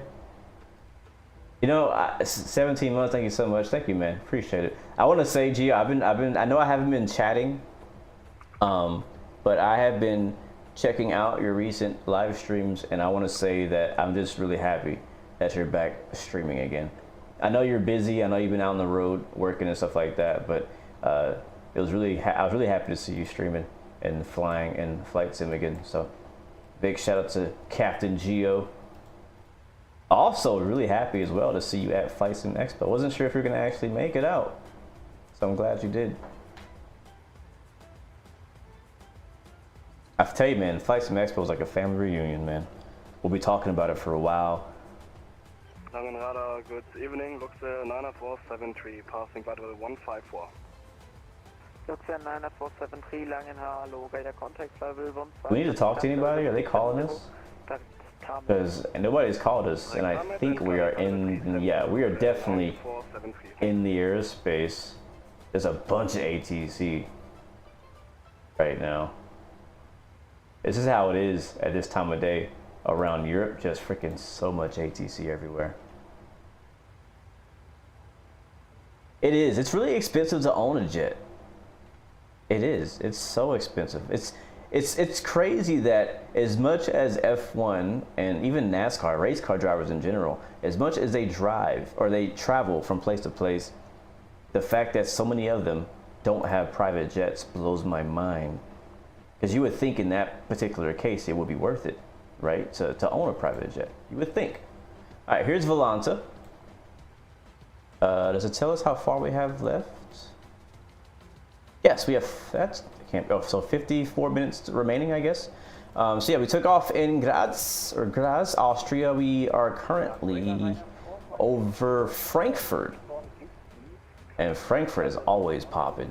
Germans love their simulation games. Flight sim, racing sim, freaking everything, man. Train sim. So yeah, flying over Frankfurt now. Oh man, full coverage right now over in at least southern UK. See how long? We'll see how long that lasts, though. How much you want to bet? As soon as we get near the UK, all this is gonna go away. I gotta prepare myself, my mind, because I don't want to be looking forward to ATC and then not get it. Yeah, that's our flight. That's what we got going on. A lot of stuff going on in UK. It's quite busy. Also Spain too. Spain is popping a little bit. Got Dublin, Ireland, Denmark. So if you guys looking for somewhere to fly today, well, there it is. God, my ears. Wow, is that so loud? But I guess also because it's a holiday in the United States, there's a decent amount of ATC. Not a lot, but there's some ATC in Miami. It's really popping in Miami right now. And then that's really it, just Miami. Oh, look at this. Look at this freaking train going from Salt Lake. Oh yeah, because that just released. Right. That makes sense. Yeah, that's a big deal. That Salt Lake City releasing is a big deal. People have been waiting for that for a long time. And they love flying in that area. So Salt Lake City to LA, somebody's probably streaming that. That's my guess. All right, so let's go. To the 453, Monet Unicom, And call this guy up who just freaking got no, here's the EGGW 124725. I think it's what we're already on. It is. Let's turn him up and call him up. So that 1397 Langenhaar, low, recycle squawk 2112. Thank you, SM Rail. I appreciate it, man. Thank you so much. Thank you so much. Who are we talking to? Control, number 16 Bravo, flight level 400. Did I call sign? November 116 Bravo, static voice, check your mic. Oh. I know why. I changed my mic. I changed my mic. Rings 3, corrections. Rings 3 Zulu Victor for further descent, Monitor Unicom, bye bye. Monitor Unicom, thank you, bye. Completely forgot about that. Control 16 Bravo, flight level 400. November 116 Bravo Langen, hello, squawk 2114. 2114, 16 Bravo.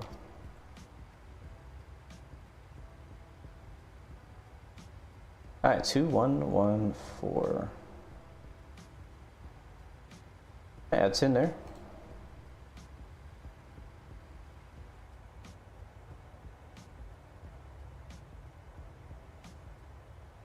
Thank you, man. I'm glad you enjoyed the live stream as well. Did I try to talk to ATC or are you high? Yes, I did just talk to ATC. November 116 Bravo radar contact, level 400. Yep, that's correct. And it's a real person. That's a person talking to me. I think we're over Frankfurt right now. Oh, wow, look at that. Yep, flying right over Frankfurt. Oh my gosh. And I think that right there underneath us is a Frankfurt airport. And then the massive city next to it.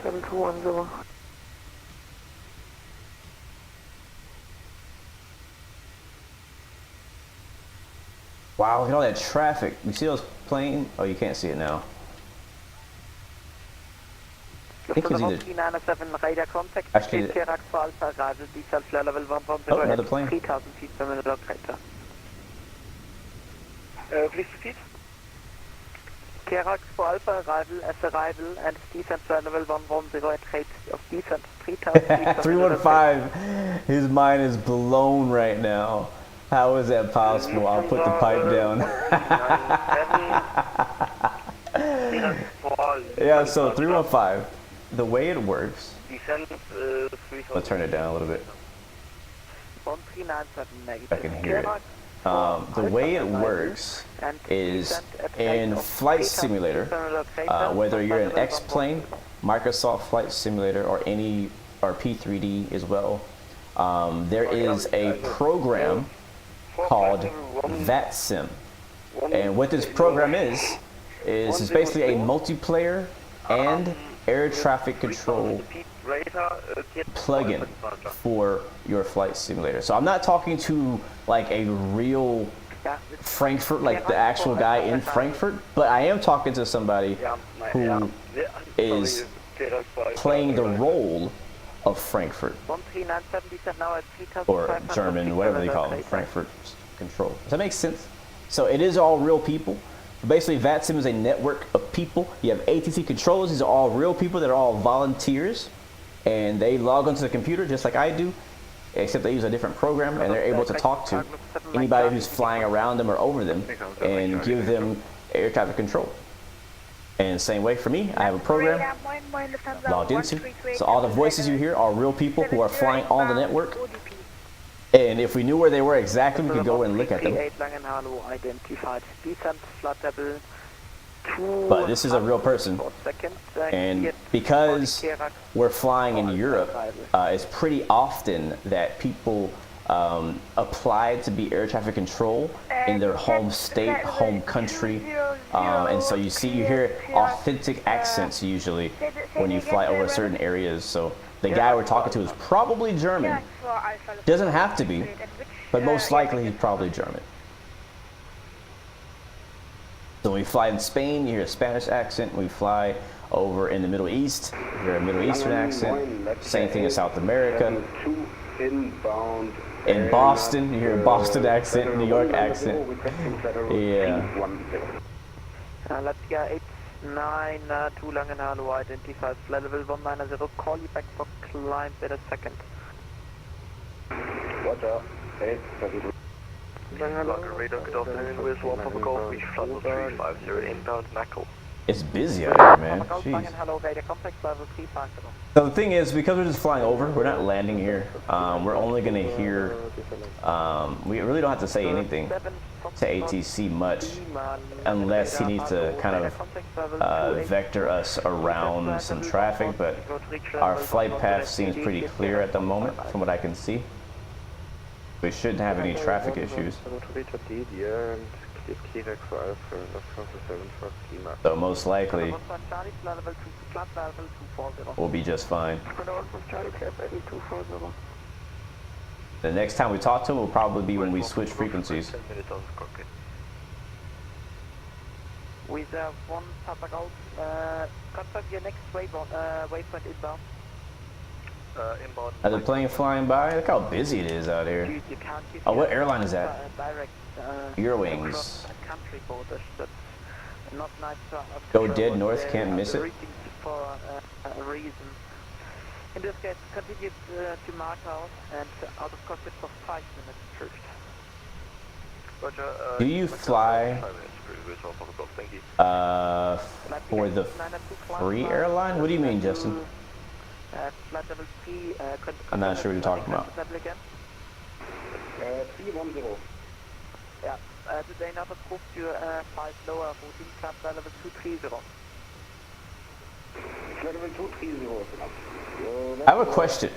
Has anybody tried out the new flight control replay flyby camera function? I haven't tried it yet. I haven't got a chance to. I want to do it today, but I didn't have time to set it up. But he announced a new feature for flight control replay, allowing you to do like flybys somehow. But again, I haven't had a chance to actually try it, sadly. I was curious if anybody had tried it, or even if it's released yet. I'm not sure if it's completely released.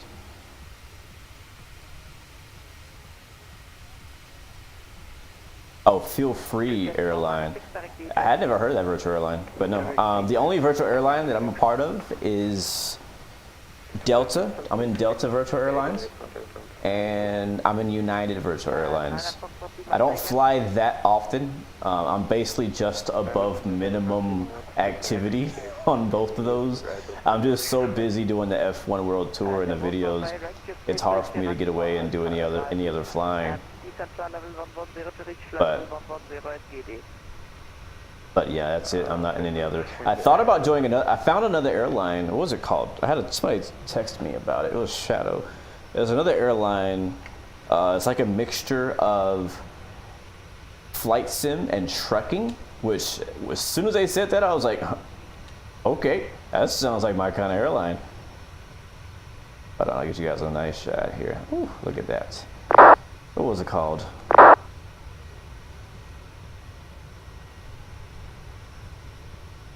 What was it called?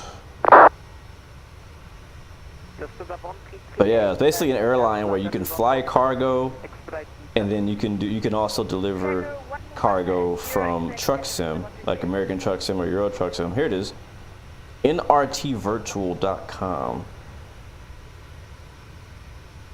Northern Reliable Transport. Now, I'm not saying I recommend this airline because I've never tried it. I'm not a part of it. I'm just saying that I found it, was brought to my attention, and it sounded really interesting. Because I love mixing different simulators, whether it be racing and flying or flying and trucking. You know me, I love so many different types of sims. Flight sim, train sim, truck sim. Like the ultimate sim game for me would be just a mixture of all of them. That's what I want. If that ever comes out, you'll lose me.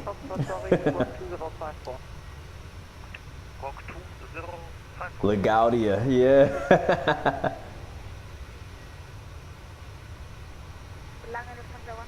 They have an F1 tour as well? Oh, cool. No. This tour is just a me thing. I mean, we have 111 other pilots that signed up to do it as well with us on our website, but this tour is not associated with any other virtual airline. But I know that I'm not the only one who probably does it. I'm not the only person who's interested in flight sim and racing, or even doing a tour idea. So, and I'm thinking about too. I'm considering, like, you know, after the F1 tour is over, what tour should we do next? I had started a series earlier this year. I think it was this year, where we were doing a pilot's career, like a pilot's life career thing series, which is really cool, and people have been asking about it, and I just haven't had time to continue it. So I'm thinking about going back to that after the season's over. Yes, Zelman, yes we do. We need a true ship sim. Oh my god, it's so true. I don't know why it doesn't exist. Like, how hard could it be to make a ship simulator? I mean, I don't know a whole lot about ships, so I could be missing out. Not sure if it's some kind of like flight model or sea floating model or something, I don't know. But yeah, man, we really need a legit sea or ship simulator with like all different types of ships, cargo ships, cruise ships. I mean, I don't know why that doesn't exist already.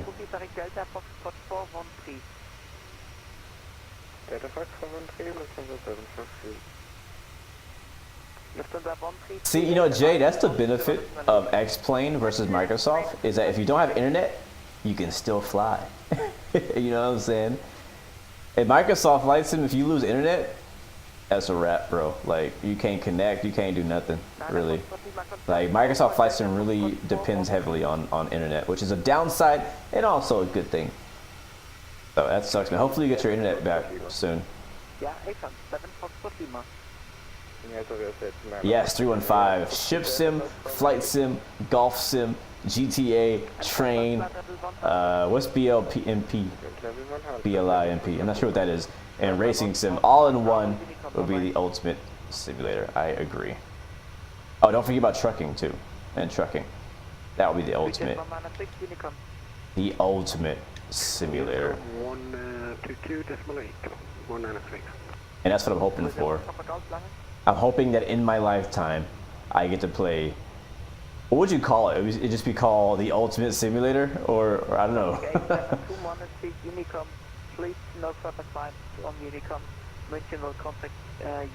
Also, just wondering, why do you have an address as your username? Like, I just noticed that. Like, why is there an address as your username? That's sketch. Like, whose address is that, bro? It's not yours. Oh, Goodyear blimp. Yeah, we need that too. We're getting balloons in Microsoft 2024. We're getting balloons, so we'll probably get a blimp too. Man, I love the clouds. Look at the view, man, in Microsoft Flight Sim. So gorgeous. So gorgeous. Delicioso. I'm just taking so many screenshots right now. Just taking them, man. Rotate and flip. So guys, last time we talked was before this game came out. It's called 6 Days of Fallujah. Before we go there though, yes, skydiving as well. That's coming. It's Microsoft 2024, skydiving.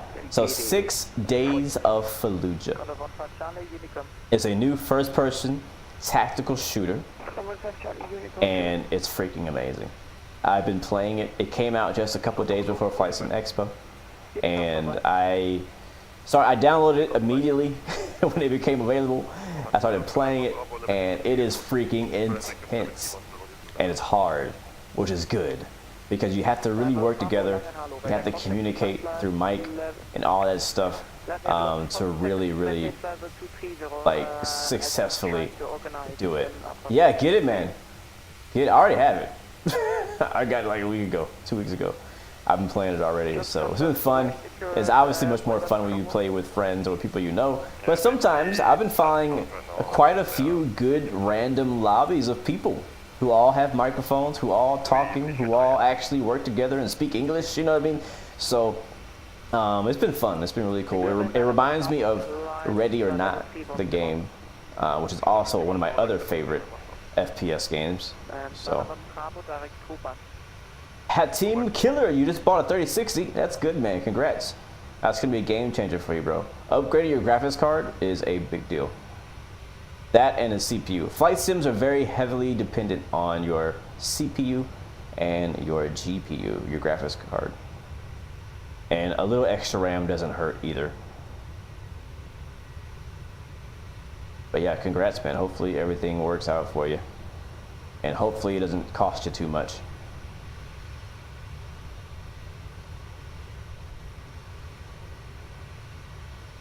So usually, in my F1 World Tour videos, we always talk during cruise about F1, the season, the last race, and the upcoming race. So we're gonna do that again today, just shortly, and we'll continue our flight. We're still a ways away from our top of descent.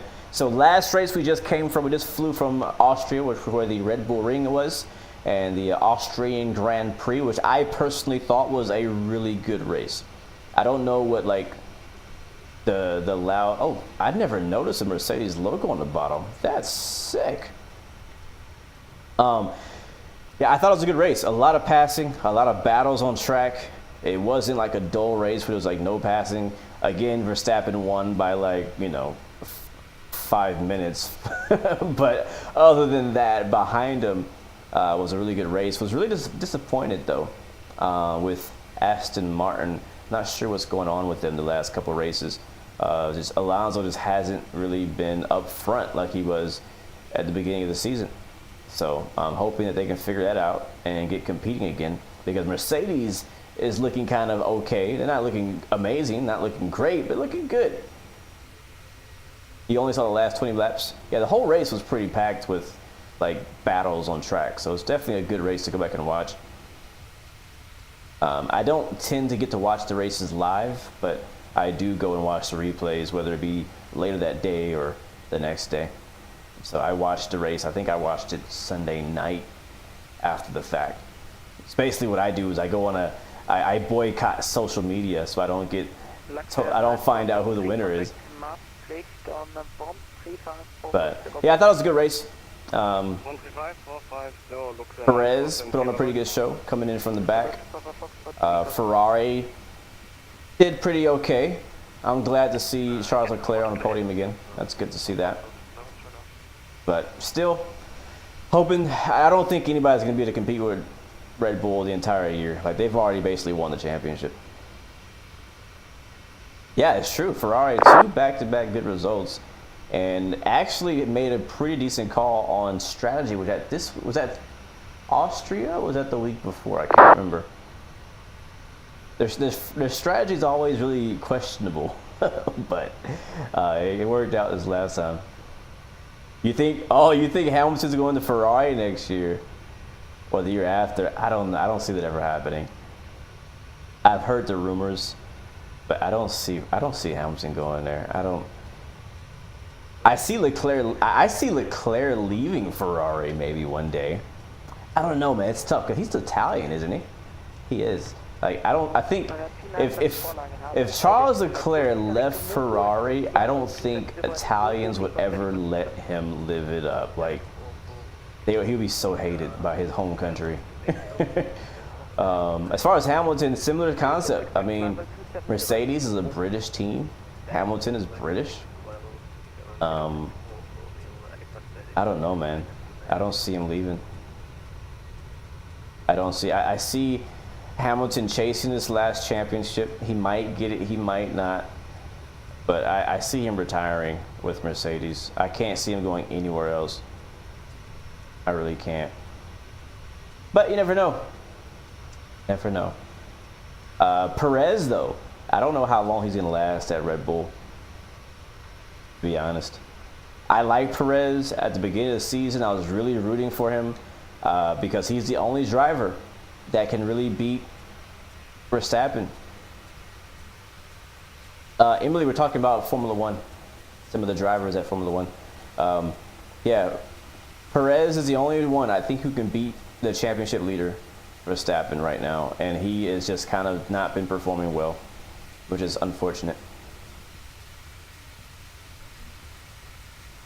And I think Leclerc is such a good driver as well, and sadly he hasn't had the success he needs or should have. And he has made some mistakes, but a lot of the reasons Leclerc hasn't been more successful is because Ferrari hasn't been more successful. Syncrox, I am using this right here, Xbox controller for the drone camera. That's what I do.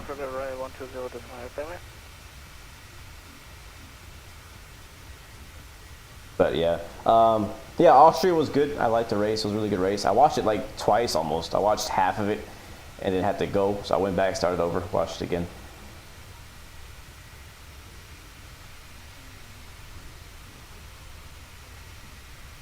Great question, Zelman. Great question. Oh, that is the best question you can ask about Formula One. He says, you don't know much about F1, but do all the cars have the same power, or do some have more than others? And if so, why is Mercedes and Red Bull always winning? The answer to that question is the way Formula One works. Formula One is not just the drivers racing, but it's the teams or manufacturers competing as well. So they're also, you don't see this race, but it's also a fight between who can build the best, fastest car, right? And so the reason why Mercedes was always winning is because Mercedes just figured something out and they built the best, fastest car. So honestly, you can put almost any driver in the Mercedes a few years ago and they would probably still win the race because the car is just that good. And so today, Red Bull is in a similar situation where Red Bull figured something out. There are rules to what you can do with the car, but Red Bull figured something out within the rules to make their cars ridiculously fast and faster than everybody else. And again, you could probably put any driver in Formula One in a Red Bull and they will probably go out there and win a race. I guarantee, because the car is just that good. And so what you want in Formula One is you want a car driver combo. You want a fast driver and a fast car. And if you have a slow car, you still want a fast driver, because a fast driver can push a slow car to be just a little bit faster than it actually is. And so we have somebody like Max Verstappen, who is one of the best drivers. I'm not going to call him the best. I don't think he's the best, but I think he's one of the best drivers on the grid. And you put him in the fastest car, you get a 35-second gap every race, therefore winning every race. So that is the reason why you see the same team winning over and over, because it all comes down to how they built their car. And back in the day, it was about money as well. Some teams didn't have as nice of a budget to spend more money on a car and make it faster. Now there's a budget cap, which helps, but you know, the better teams still have, they still have an advantage. So that's hopefully that answers your question. It's really good at what they do. Yes, exactly. Like other series is like NASCAR, for example. In NASCAR, it's not the same. In NASCAR, for the most part, all the cars are the same. The only differences in NASCAR are the setups, some minor changes to things here and there in the engine and stuff like that, and maybe pit stops. But for the most part, most of the cars are pretty much the same. And so it comes more down to the drivers. But you can have the same problem where certain cars, certain teams dominate because they have better knowledge, better team members, stuff like that. So, yeah.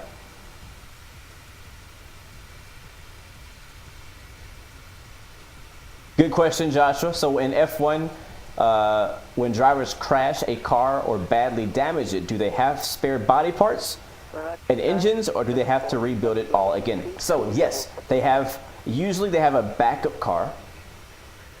If it gets completely totaled, they can go to a backup car. They bring extra cars to the track in case they completely, you know, total it. If it's something that's like just a body part, like a wing or a gearbox or a piece of the suspension, they have all those extra parts there as well. They can go and they can replace those in the garage. It takes them some time to do it, but they have replacement parts and sometimes entire replacement cars that are there on standby if they need it when they crash. So yeah, good question. Any more? Keep sending them.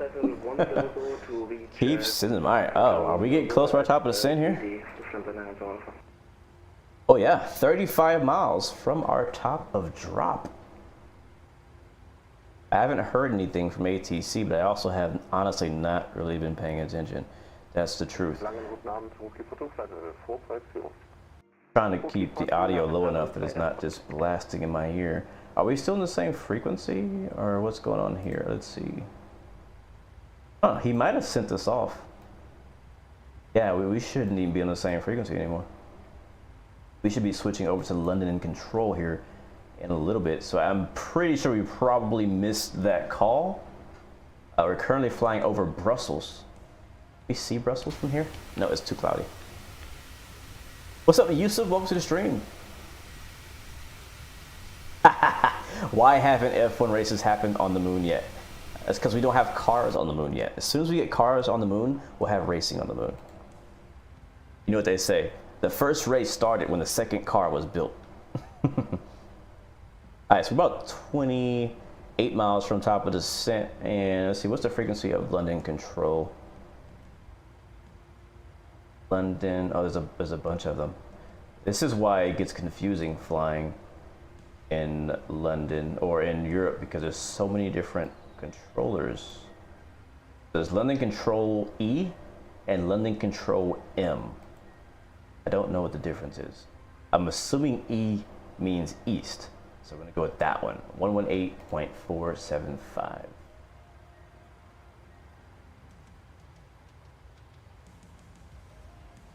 that right? Yeah.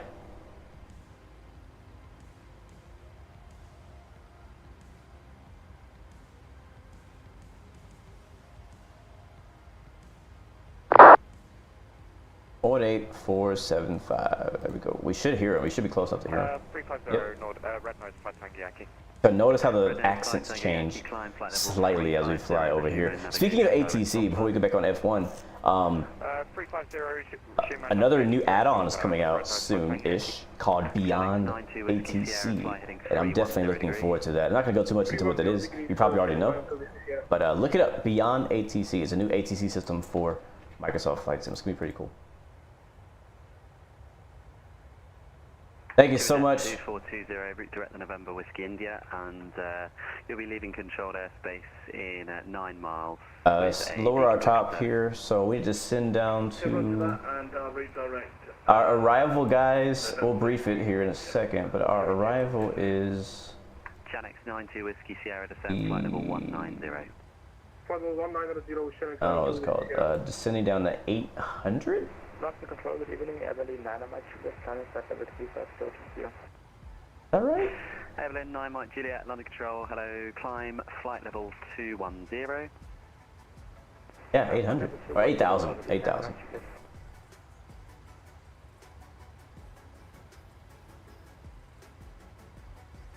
Let's see. Emily, am I ever going to try TCS or my Microsoft Flight Sim in VR? Well, I've done it before. Haven't done it in a while. Actually, no, I did it last night. Funny you ask. I tested DCS, TCS and Microsoft Flight Sim in VR in my old headset, my Oculus Rift. And it looks so good. On my new PC, it's a completely different experience. Alright, top of the 6 coming up in 8 miles. I don't think we need to talk to them yet. We're not in their airspace. We can descend before talking to them. Please confirm you are now. So we'll be in our descent before we call up. Before we call them up. Flybus 2502 descend to altitude 4,000 feet, QNX 1008. Oh, yeah, let's get the weather. 4,000 feet, QNH 1008, flight was 2502. KLM 1022, climb flight level 290. Flight level 290, KLM 1022. Chanex 92 Whiskey Sierra, descend flight level 110. Ooh, we got some weather, guys. We got some weather. Descend flight level 110. Descend 110, 22420. Flybus 2502, turn right heading 335. No problem, night side. No problem at all, man. No problem. Berlin 9 Mike Juliet, report requested level. Berlin 9 Mike Juliet, requested is 350. Berlin 9 Mike Juliet. I think we're doing the TOSVA 1 November arrival.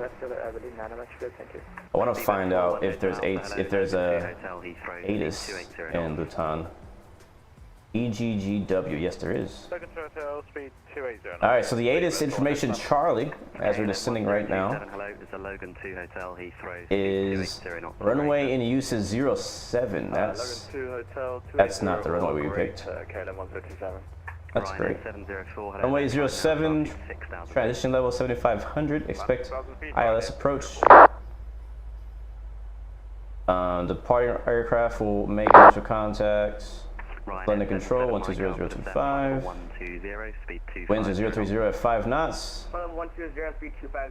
It is raining. Broken at 400. Overcast 1600. Altimeter is 1007. Speedbird 455. Contact Gatwick 126. All right. We got some weather to fly into in London today. Speedbird 455. We are descending. Let's turn the seatbelt signs back on. Speed 180 knots, flight was 2502. Jet 2420, nothing further now. Monaco Unicom on 1228, goodbye. Thanks very much for your service and have a good evening, 22420. Chanex 92 Whiskey Sierra, turn left heading 255. Left 255, Senegal, 2 Whiskey Sierra. Ryanair. What's his breakout? So let's take a look at the map together. Before we descend, so I don't miss anything. And that is so loud.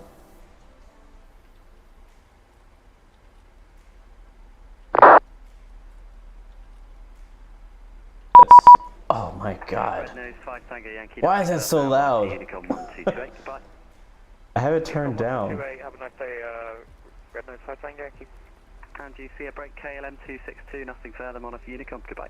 Alright, 18475. That's what we're on already. KLM 260, have a nice day. Flybus 2502, turn left heading 190 degrees. I'm about to get busy, guys. Turn left heading 190 Real degrees, busy. Flybus 2502. About to get real busy. Make sure I got everything in hand here before I call him. I don't want him to beat me again. Jesus Christ. Ryanair 56 Tango Yankee London, hello, climb now to altitude 6,000 feet. Altitude 6,000 feet, Ryanair 56 Tango Yankee. What's the name of this arrival? Flybus 2502, descend to altitude 2,000 feet. Cleared ILS approach, runway 22.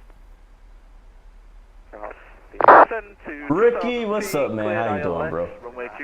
Back in the airliner. It's been a while. 77 Mike Alpha, fly heading 260 degrees, descend flight level 90. Yeah, you got right seat, bro. 260 degrees. Definitely take the right seat, man. Let's call this guy up. We're descending via the TV 1 November. Alpha 89 Tango Hotel, hello, report your requested level. Flight level 360, 89 10 Hotel. Alpine 89 Tango Hotel, climb flight level 360. It's a 360, Alpine 89 10 Hotel. London Control, November 116 Bravo, descending via the TOSVA 1 November at 50330. November 116 Bravo London, hello, descend flight level 180, level by ATC. Down to 180, level by ATC, 16 Bravo. Flybus 2502, speed 165 knots. Alright, that waypoint is on our flight plan. It's right here. So 180, so we should reach it because we are on V now. But we'll monitor it to make sure the aircraft does what we're expected to do. Hopefully it does. But looking good. So if you guys are just joining us, again, landing in London, Luton, took off out of Austria, flying in the beautiful Merc livery. For the F1 World Tour, this is Flight 11.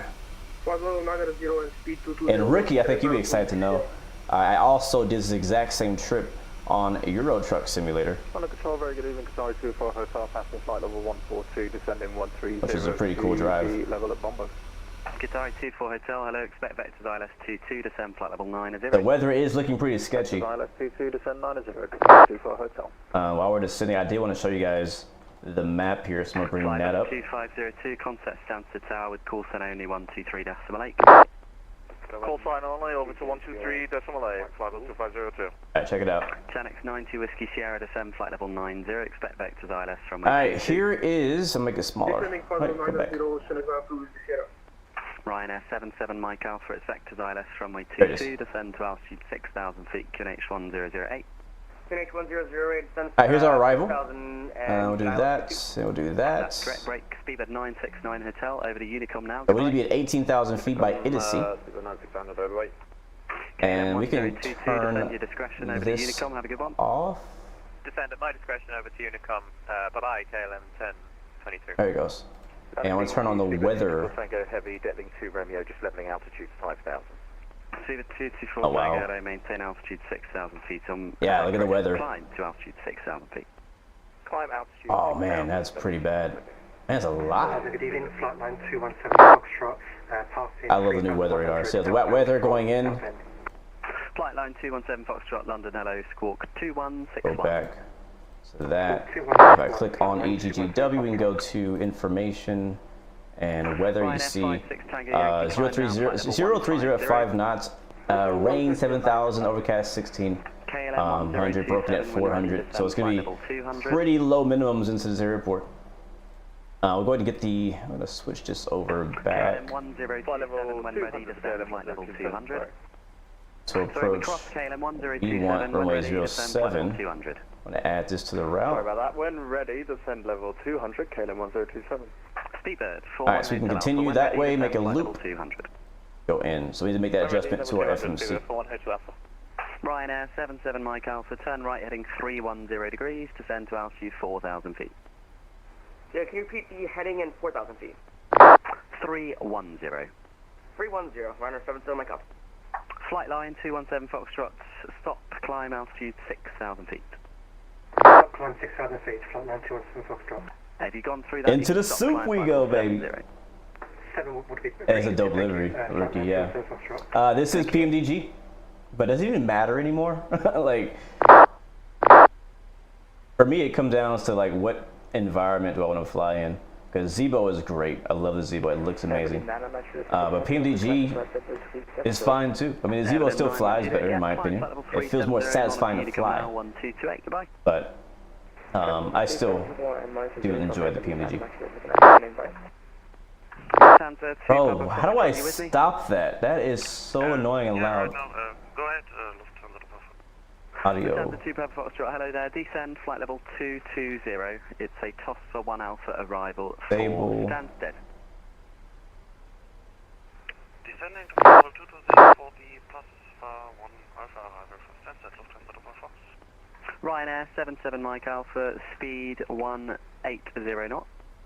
Speed 180, Ryanair 77 Mike Alpha. I don't want to turn the mic down. I want to turn that sound off. Chanex 92 Is it HF background noise? Nope, that's not what I want to do. That didn't work. Oh my god. Ryanair 704, climb flight level 330. Flight level 330, Ryanair 704. It's coming straight to my main channel too. Flight level 110. Jesus. The text chat is going crazy. Have I tried the new Salt Lake City ring? No, I haven't, but apparently everybody else is right now. It's like a million planes in Salt Lake City right now. But no, I haven't been there. I don't know. I've been taking my time with these new sceneries. There's so much new scenery coming out. I've been taking my time. I'll get there when I get there. Contact London 10025, next 445 Mike. Not quite.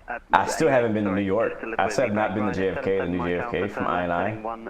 I still haven't flown there. 190 degrees, Ryanair 77 Mike Alpha. And Ryanair 77 Mike Alpha, when established on localizer, runway 22, descend with the glide. Established on localizer, runway 22, descend with the glide. Mike Alpha. Chanex 90, Whiskey Sierra, descend to altitude 5,000 feet. 5,000 feet, Senegal to Whiskey Sierra. Ryanair 56 Tango Yankee, climb flight level 190. 190, Ryanair 56 Yankee. Ryanair 77 Mike Golf, you gave us heading 190, that's left of the localizer. Sorry, lovely, yeah, you're nice and slow. So heading 270 degrees to establish. Trying to adjust his flight plan, sorry. Qatari 24 Hotel, route Parkway, Buster Laurel, speed 220 knots. Do I want LUT? No. Qatari 24 Hotel, route Barkway, Buster Laurel, and speed 220 knots.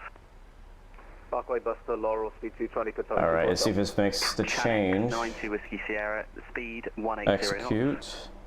180 knots, Channel 2 Whiskey Sierra. Ryanair 56 Tango Yankee, fly heading 125. 125. Sorry, since the runway has changed, I gotta make a Flight adjustment to our flight plan. Climb flight level 170. Make sure it actually went through correctly. 170, flight line 217 Foxtrot. Ryanair 77 Mike Alpha, speed 165. That's Edison right there. 4 DME. 165 to 4 DME, 77 Mike Yeah, Golf. that's what our Channel thing 92 shows. Whiskey Sierra, turn right heading Kind of a 315. weird loop thing going on, but that's what it is. That's really weird. Alright, that looks like my flight plan. Speedbird 224. Do we have a weather radar Gatwick in here? 126.825. Gatwick 126.825. No? Oh, I didn't think so. Alright, next waypoint is Idisi. We are at 21,000 feet. We need to be at 18,000 feet at Idisi, and once it's level there as well, so it's coming up here just a little bit. We're in the soup in the clouds, can't see anything. We're completely IFR. Let's go and get some lights in the interior here. Radar 120. Panel lighting. Qatari 24 Hotel, good day. Channel 90 So Whiskey Rookie Sierra, in turn chat right has a full-scale version of this cockpit Ryanair 77 Mike Alpha, at his house. 123.8. 23, Ryanair It's 77 so Mike Golf, freaking cool. Lufthansa 2 Papa Foxtrot. 1-to-1 direct scale Abbott. looks just like the real thing, and I will be going there later this year Abbott, Lufthansa 2 Papa. for a world flight. We'll be doing a flight around the world for charity. Definitely stay tuned but for more info about Lufthansa 2 world Papa flights Foxtrot, later this flight year. level 200. And descending flight level 200, Lufthansa. Lights on. Get some lights on because And KLM 1. it's going to be dark for a little while now. 90. Flight level 90, KLM 1027. Ryanair 704. And we'll also get our Unicom, cheers, 704. Flight line 217 Foxtrot, climb flight level, disregard, maintain 170 and reaching. Man, I've been flying Airbus too much. There we go. Flight line 217 Foxtrot. Thanks. Brake Chanex 92 Whiskey Sierra. Alright, we'll turn right, land heading flaps 180 30. degrees. Put us at 144. Alright, I'm gonna put that on the right side. I'll keep our legs over here. Cool. Afternoon, KLM. Oh, look at that view out there. 120. KLM 990, London Control, hello there. Squawk 7335. Squawk 7335, KLM 990. No, I haven't been to Speedbird 41 JFK. Hotel Alpha, descend flight level 90. Oh, radar is in op. Good to know. Speedbird 41 Hotel Alpha, descend flight level 90. Level 90, Fort Hotel Alpha. Ryanair 56 Tango Yankee, climb flight level 290, turn right heading 170. Look at that cloud over there. That's mean. You don't want to fly through that. On Southern Rise 170 degrees, Ryanair 56 Chanex 90 Whiskey Sierra, descend to altitude 2,000 feet, cleared the ILS runway 22. 2000 feet, cleared ILS, approach runway 22, Channel 90 Whiskey Sierra. AGM 10, hello, maintaining flight level 380. That does look sick, Rookie. GM 120, hello, descend flight level Oh, I love 280. Descend flight level 280 for AGM 120. Speedbird 41 Hotel Alpha, speed 250 knots. 250, 41 Alpha, Hotel Alpha. Lufthansa 2 Papa Foxtrot, descend flight level 8, correction 90. I thought it was going to crash. Descending flight level 900, Lufthansa 2 Papa Foxtrot. November 116 Bravo, confirm cleared level, flight level 180 on standard pressure. Yep, now clear flight level 180 on standard. Chanex 9 2 Whiskey Sierra Whoops. speed 165. We want this to stay at 18,000. I didn't stay at 18,000. Variable speed mode. Let's go back up to 18. And Channel X92 Whiskey Sierra contact tower with call sign only 123.8. Call sign only 123.8. Thank you. Have a good day. Channel to Whiskey Sierra. You're welcome. Break KLM 591. Are you with me? Yes, sir. KLM 591. Hello there. It's He only cleared us to Hotel, 18,000. Speed 300 knots or greater. 200 meter long and quarter. 401. Ryanair 263 Foxtrot. It's a Rinus 1 Alpha for Stansted. Rinus 1 Alpha for Stansted. Ryanair 263 Foxtrot. Check all GN target. 120 Rinus 1 Alpha for Stansted. 1810, No, it like Ryanair froze up 56 for a Tango second, Yankee, so I got resume concerned. navigation, direct Conan.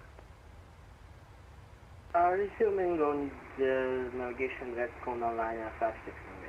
We're getting a little rain though. Hello, good day. Speedbird 596, set flight 3800, back to Italy.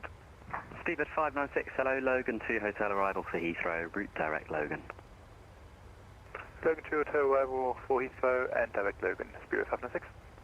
November 116 Bravo, route direct Koku, descend, flight level 140. Direct Kaku, flight level 140, November 116 Bravo. KLM 102. What a name, Kaku. Monitor Unicom 1228. That's right there. We'll put that on top, execute that, and down to 14,000 Lufthansa 2 feet. Papa Foxtrot contact Stansted Manually. 120.625, goodbye. 10625 Lufthansa. This reminds me, you guys Flight remember line 217 back Foxtrot climb, flight when level Microsoft 190. Flight Sim first came out, and Would it be possible for our new altitude to you be couldn't go direct because it would break the sim. Maintain flight level 170. Yeah, remember that? That wasn't that long ago. 170, flight line 217 Foxtrot. Seabed 41 Hotel Alpha, nothing further now, monitor Unicom 1228. It was not that long ago. Unicom 22, thanks. Have a good night. Spirit 4 on Hotel.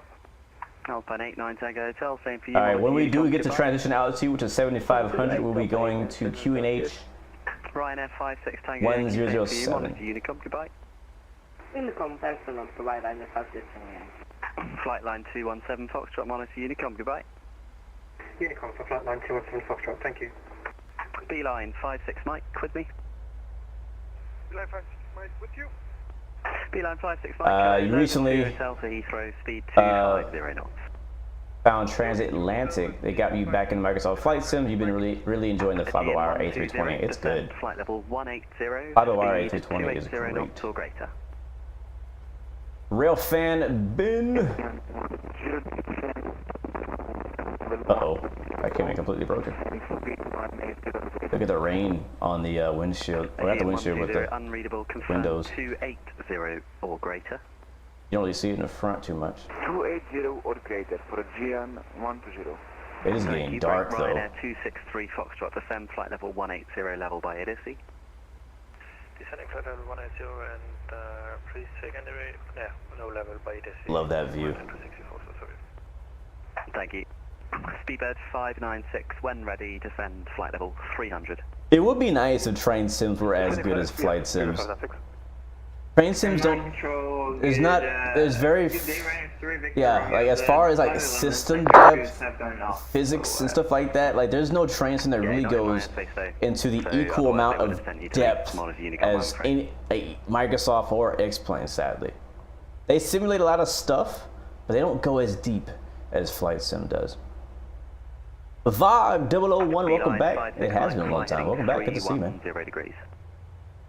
Heading 310 degrees, Welcome back. November 116 Bravo, descend flight level 130. 130, November 116 Bravo. Alright, down to 13,000 feet. Continuing our descent. He did not give us any speed instructions, so we're just going to go as fast as we want until he says otherwise. But we're almost there, guys. My question is, are we going to get rain again? We've had rain at, the last 2 races. Are we going to get rain as well in Silverstone? I wouldn't be mad. I love it when it rains at the races. Makes it interesting.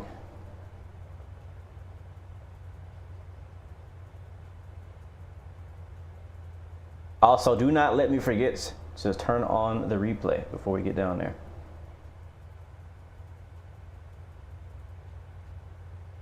Yeah, hopefully it does change. It may take like a new simulator to do it. I don't know if Dovetail is gonna go that deep. It might take a completely new sim to finally really go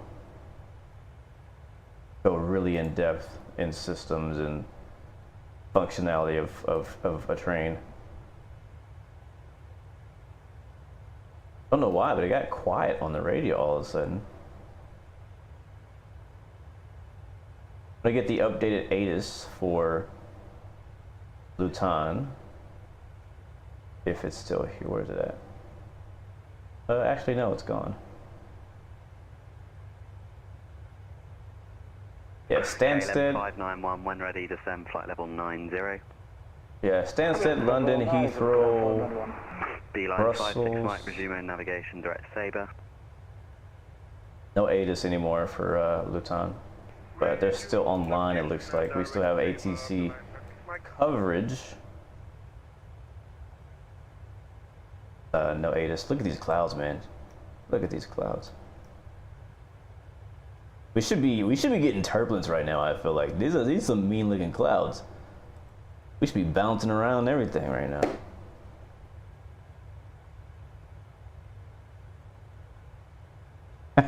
You've been looking at the rail driver since 2016, and here it is 2023, and you still don't have it. Wow.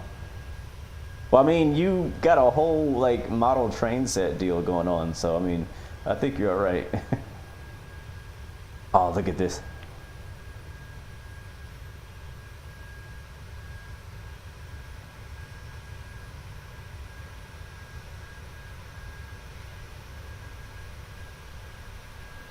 Yeah, we should be bouncing around. 120 descend flight level 110. That's starting to bother me a little bit.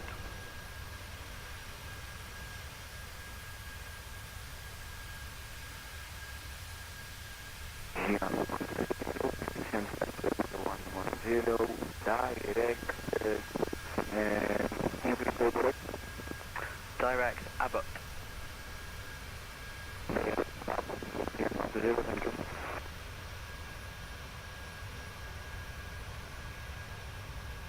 We're just in and out. Beeline 56 Mike, when ready, descend flight level 160 level by Sabre, and speed 270 knots or less. When ready, descend flight level 160 level Sabre, and speed 270 knots or less, Beeline 56 Mike. KLM 591, speed 270 knots or greater. Yeah, these are literally the 596 descend flight level smoothest storm clouds I've ever flown through in my life. Ryanair 263 Foxtrot. Probably should have turned on the X Enviro. After this, direct Abbott, Ryanair 260 Foxtrot.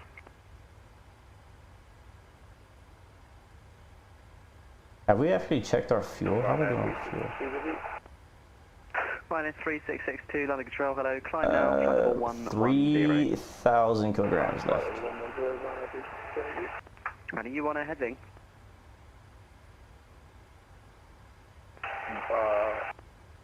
Say again, sir. Are you on a radar heading? Tower told me you were on a heading. Should be 111, being adjusted now. Ryanair 3662, roger, turn left, heading 085. 085 left, thank you. Do I have turbulence set to realistic? Yes, I do. Just not getting any. I also don't have FS realistic turned on because it causes problems with the replay. So we're not getting any of that if it even is translating any turbulence. But look at these views, man, as we come through these clouds. This is what it looks like. This is literally what it looks like when flying through stuff like this, except... 116 Bravo, descend flight level 110, turn left, fly heading 250 degrees. Down to 110 and left 250 degrees, November 116 Bravo. A GM 120, no speed restrictions. Hello? A GM 120, no ATC speed restriction. Oops. Oh my god, mouse. Not the deception.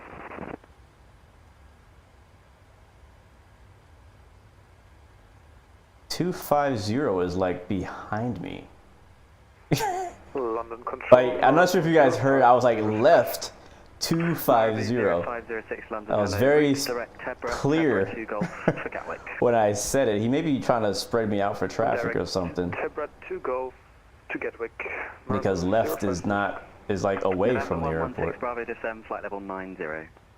Down to 90, November 116 Bravo, and confirming that's a left to 250. 250 degrees is correct. Report that heading to Stansted radar on 120.625. Copy, 120.605. What's this Bravo? Negative. Oh, you've turned too far left. Right, stay on this frequency for now. Can you turn right 250 and make sure you're descending, please? Yes. Right 250 and descending to 11,000. What's this Bravo? Negative. Cleared level is now 90. 90, thank you. What's this Bravo? KLM 990. Monitor Unicom. Right? He said freaking left 250. 3662 climb flight level 170. I'm not wrong. I thought it was crazy as well. So I was doing it. 596 descend flight level 180. Oh my god. He was like, you turned too far, like you told me. Ryanair 263 Foxtrot descend flight level 110. Hey, what is Stansted, what that frequency was giving me was? Aegean 120 descend flight level 90. Descent 90 for Aegean 10. Marabou 0506, confirm you are direct Tebra and descend flight level 220. Marabou 0506. Oh shoot, thank you. Oh my god. I thought we were going down, we were going up. Please confirm flight level 220. That's correct level, but it's direct Whoops. to Tebra, please, not via Tebra, direct now to Let's Tebra. slow down now. Let's just slow down. Direct Tebra. We're just gonna slow down. Don't call me. Don't call me. Good evening, Channel Don't call me. November, flight level 190. Do not call me. Brooklyn Spark. Channel 4 Alpha November, London, hello, descend flight level 120. I know he's looking at me on the radar right now. 120. I know he's looking at me on the radar. Don't call November me. 116 Bravo, screwed that up a little bit there. Turn right heading 320 degrees. Right 320 degrees. Still descending down for 9,000. November 1 Bravo. Aegean 120 contact. I screwed that up. I did. 120.625. Goodbye. I did. Hey, we're taking a city route. Look at all these clouds. KLM 591, resume normal speeds, monitor Unicom 1228. Goodbye. We going up. I'm just too positive, man. 120.625. Thank you. Turn right heading 090 degrees. Ryanair 3662, turn right heading 090 degrees. Turn right heading 090 degrees, Ryanair 3662. Beeline 56 Mike, descend flight level 110. Descend flight level 110, Glen Texas Mike. November 116 Bravo, report your heading to Stansted radar 120.625. Report heading to Stansted radar. What's this Bravo? Frequency 120.625. 120.625. What's this Bravo? Thanks. Over there. Stansted, November 116 Bravo, heading 320. November 116 Bravo, Stansted radar, vectoring ILS approach, runway 25. Turn right, heading 190 degrees. Alright, expecting runway 25, make a right turn 190 degrees, November 116 Bravo.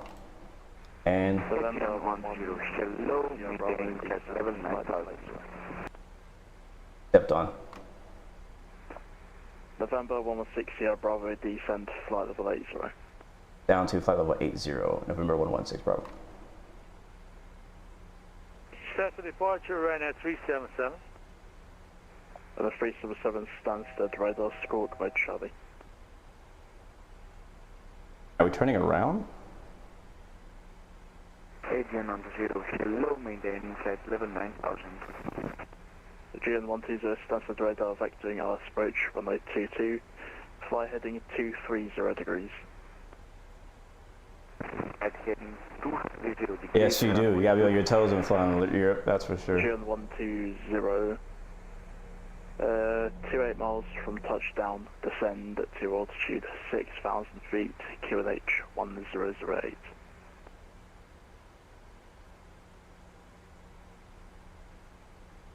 On how many miles for GN10? Alright, still working on turning to 190 down to 8,000 feet. And we should be much slower than we are. Actually 27 miles from touchdown. Look at that view out there though. Oh. November 1160 Bravo, turn right heading 210 degrees. Right, 210 degrees, November 116 Bravo. Alright, let's get that new frequency in. Radar, good evening, Sonic 4 for November, descending through flight level 130 for flight level 90. For runway 25. Yankee. Roger, break. Ryanair 377, turn left, heading 250 degrees, climb flight level 80. Turn 250 to 80, Ryanair 377. 377 come. Yeah, I think he's vectoring us for final here. Climb flight level 80, flight heading 250, Ryanair 377. Chinook 12 November, leave Laurel heading I just need the frequency for that. Degrees.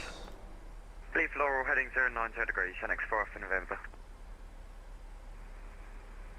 November 116 Sierra Bravo, T5 miles from touchdown, descend to altitude 6,000 feet, QNH 1007.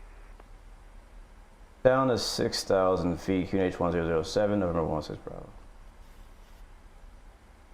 Sense approach, good evening, 1263 Foxtrot, information Delta, passing flight level 120, descending 110. Alright, we're gonna slow down. He hasn't told us any speed, so in order to kind of have this help a bit slower for us, we're just gonna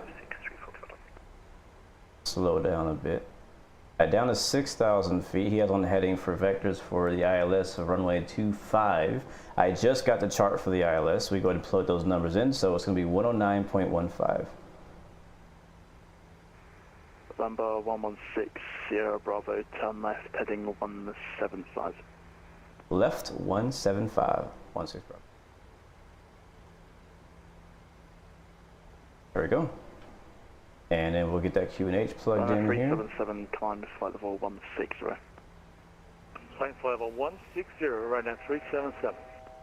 A little behind the plane right now. Oop, that's wrong. 007 is that. That's good. We're on a right base now, runway 25. Radar 377 report heading to London Control 120.0. Course is be 254. 20025, Ryanair 377. Thank you. November 116 Bravo, descend to altitude 5,000 feet. Down to 5,000 feet, November 116 Bravo.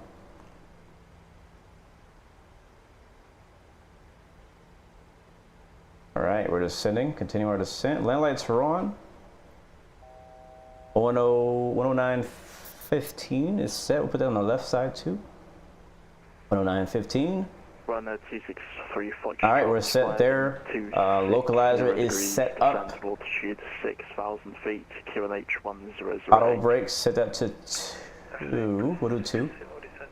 Yeah, 2 should be enough. It's going to be a wet runway too, so we'll watch out for that. Here comes 5,000 feet. Land lights on, seatbelt signs on. Flight attendant seats for landing. 263 Foxtrot, 30 miles there we go. from touchdown. D-brakes are not out, they're back. November 116 Bravo, descend to altitude 3,000 feet. Down to 3,000, November 116 Bravo.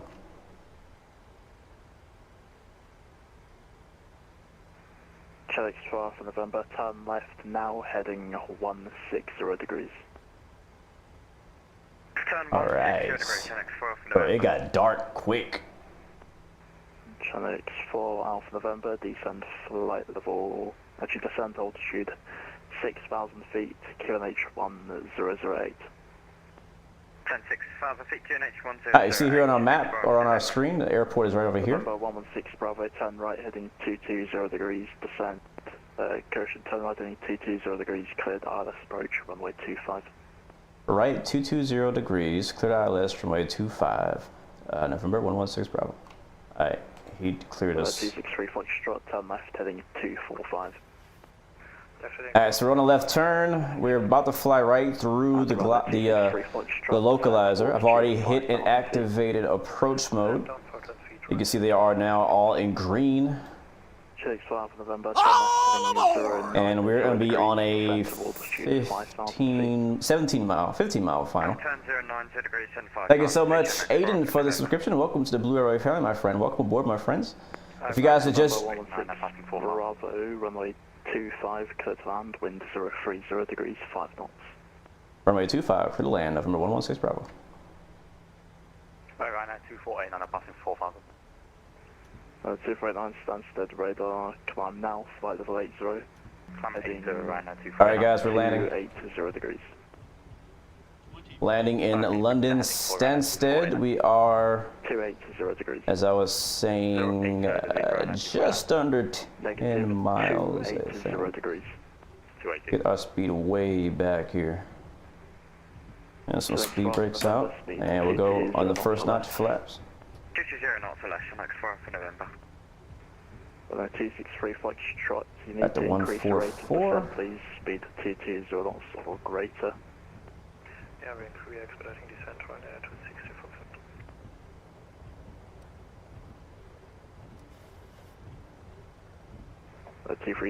Increase runway 263 Foxtrot, turn right heading 040 degrees. I can't see anything. Right heading 040 right now to 60 Foxtrot.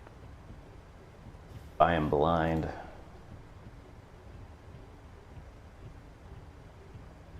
I remember airport elevation around 500. We're really fast. 250 degrees. 250 degrees right now, You're down. 259, report heading to London Control 120.025. Short runway, thank you for the tip, Aiden. We'll go 3,000. 263 Foxtrot. Don't be sketchy. 4,000 feet. 4,000 feet right now to 60 Foxtrot. Look at that breakout. Oh my god. Oh, we hit the replay too, I forgot. Foxtrot, roll out heading 350 degrees. Putting out Oh, it's right there. to 60 Foxtrot. Forward. 263 Foxtrot, speed 180 knots or greater. Uh-oh, we froze. And 22 greater right now to 60 Foxtrot. You better not crash. I'm gonna kill you. Speed 180 knots or less. 120 knots for less, next 4 for Don't you what? Why are we freeze? 263 Foxtrot, turn left heading 250 degrees, descent to altitude 2,500 feet. Don't do this. Don't do that. Don't do that. Oh! Oh! To descend 2,500 feet in seat, and please repeat the heading for right now to 60 Foxtrot. Left 250 degrees. Left 250 right now to 60 Foxtrot. Alright, my aircraft. Too low, flaps. Too low, flaps. Too low, flaps. Too low, flaps. Airspeed low. Should 4 November, turn left heading 070 degrees. We're down. Channel 4 Alpha November, turn left heading 070 degrees. Left turn 070 degrees, next 4 for November. Come on. Come on. Good day, right now 540 Mike on 4,000 feet. Come on. 540 Mike, starts at radar, maintain altitude 4,000 feet and reaching. Maintain 4,000 right now, 540 Mike. Chinook 12 November, descent of altitude 4,000 feet. Altitude 4,000 feet, next 4 for November. For us, it did max. We needed max. Shot speed 165 or greater until forward EME. 165 or greater until 4 right now. Oh my god. And I was gonna do auto brake too. The 263 Foxtrot Can I turn around? the tower, calls only 123 decimal 8. Sense tower, calls for only 123 decimal 8 right now to 60 Foxtrot west. Turn around, please. Turn around. Why do you nozzle steering? Tonight's 4 Alpha November, turn right heading 130 degrees. Right turn 130 degrees. What a landing! Runner 540 Mike, climb now. There's a few other things we did wrong that I need to tell you guys about, but I'm gonna wait. 540 Mike. Oh man. Oh man. How do I get off this runway? Who is that?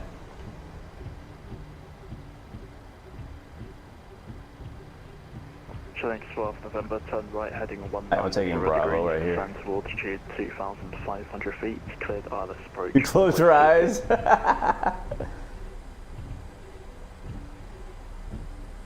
turn 190 degrees. Alright, flaps up. 500 clear to the left, runway 274 for November. There's a hill right here. Are lights on, man? Our taxi lights? So dark. Well, ladies and gentlemen, welcome to London Luton Airport. Runner 540 Mike, contact London Control 120.025. 120. Oh, look at that. 540 Mike. Bye. What? Romeo stands to the radar. Hello. What? So 3, Easy 7 for Echo Romeo, Stansted radar. That must be an update. I've never seen that before. Alright, we're clear. London, November 116 Bravo is clear. 25 at Bravo.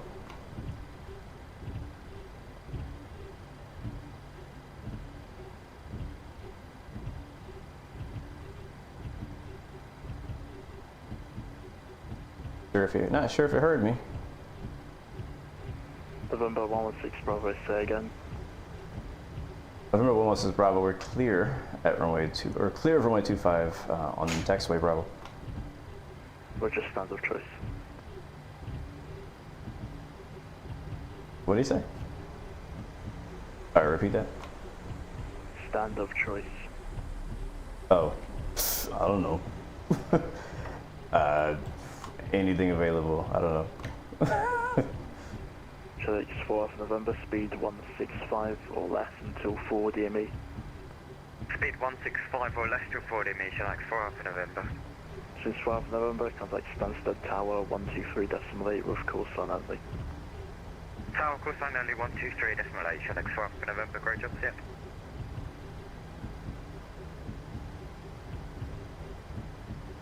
I don't know where we would park. I guess we would have to park somewhere where executive would be, right? Because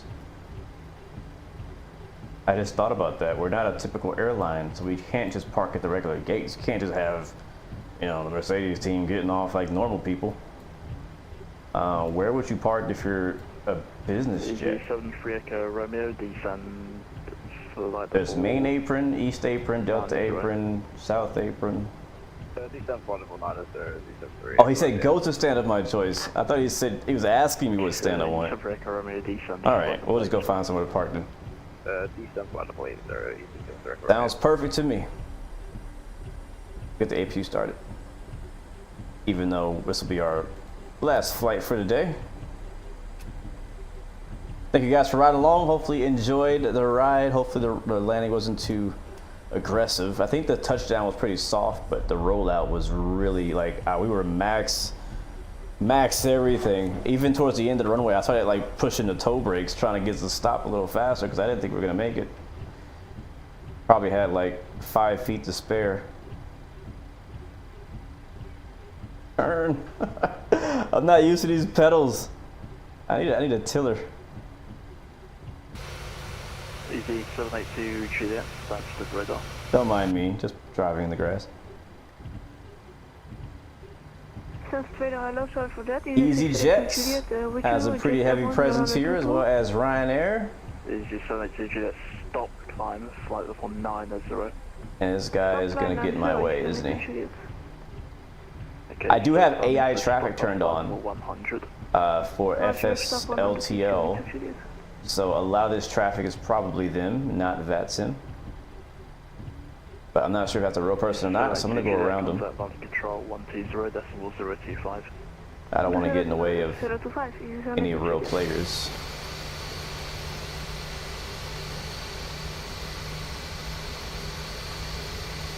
Oh, there's grass there too. Jesus. Okay, well, I'll be the one that merges, or yields, I should say. Easy 73 Echo Romeo, turn right, heading 170 degrees. I make my own taxiways. Right heading 170 degrees, easy 73 Echo Romeo.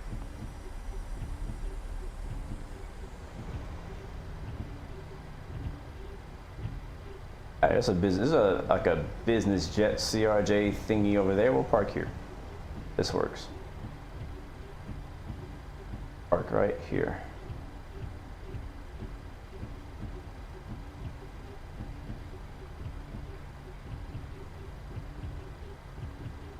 Yeah, it should be good.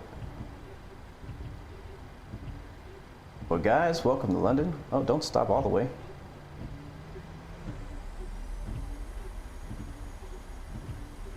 Hopefully you enjoyed the flight. I definitely did. Looking forward to the next one. Our next flight for the F1 World Tour, I believe, is going back to Budapest in Hungary. All right, park it right there, set our brakes. And we're gonna watch the replay, so I'm not gonna shut the engines off just yet. And we'll disconnect from VATSIM.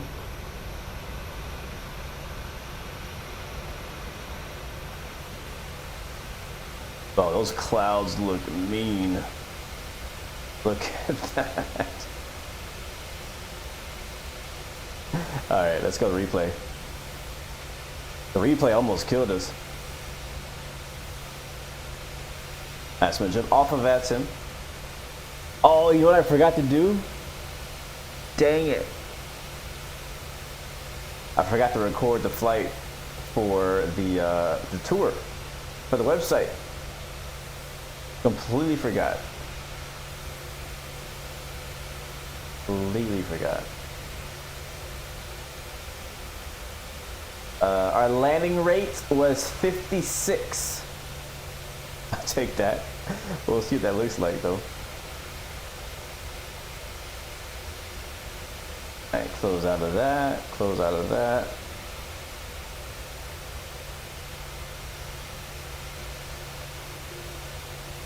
And let's load the replay back up. It's sad to hear stock car racing.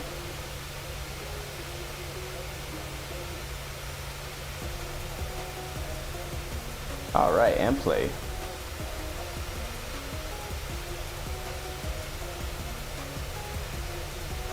There it is. Yeah, I forgot. I was so busy talking the ATC, doing vectors, putting in the ILS frequency that I forgot about the replay. But we got it right here. Let's get our angle. Have I ever played any F1 or NASCAR games? Oh yeah, man. That's like, yeah, absolutely.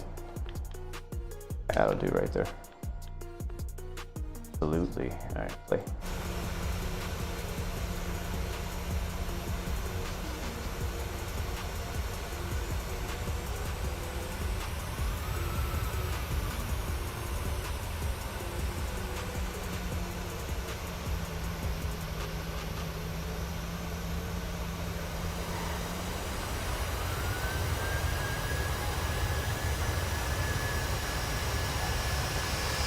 Oh my god, that EasyJet.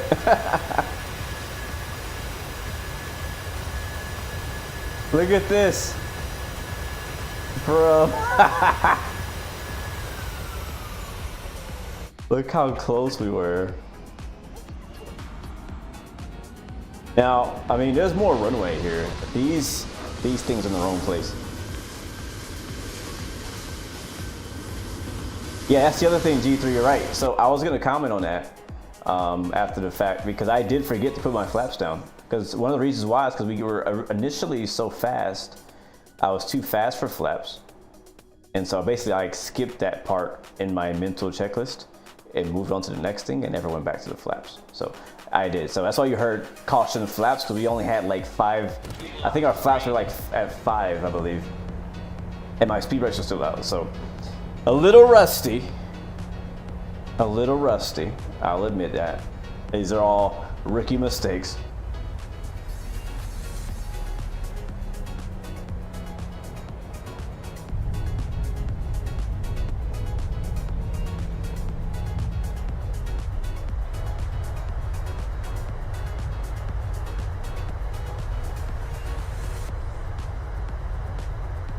Nice. And if FS Realistic didn't mess up my replay, I would sure love to turn it back on. Because you don't feel the touchdown at all without it. Natural head shake in Microsoft Flight Sim is just like non-existent. There's the wing flex. We almost smashed it, so I had to put some throttle in. That throttle caused us to float a little bit more than I wanted to. We missed our initial touchdown marker, and then touchdown right there.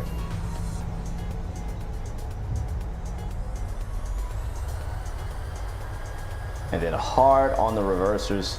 Wasn't sure if we're actually gonna get stopped in time. Now let's watch it from my personal favorite view, the belly cam.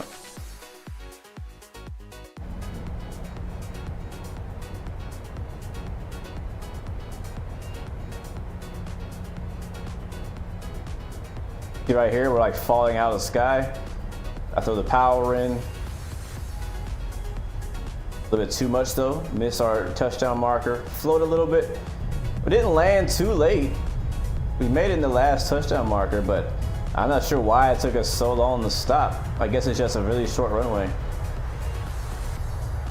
And a big lifesaver in the chat. Whoever that was that said, hey, turn up your auto brakes, it's a short runway. If it wasn't for you, we would have flew off the side of that hill over there. Because I sure didn't pay attention to the runway length. I sure didn't. All right, let's watch it with the flyby cam now using the drone camera. So I'm gonna reset my drone camera like this. I'm gonna lower it a little bit. And then I'm gonna go to my camera in the drone. We're gonna switch it to lock mode and turn off follow mode. And that's it. I'm gonna move it, rotate it into our spot we wanna be at when we watch the plane touch down. Maybe like over here somewhere. We'll zoom in nice and tight. Oh yeah, it's gonna be sweet right there. We floated it though, so get way down the runway like this. There we go. And then I'm gonna rewind my replay and we'll watch it happen. Hit play.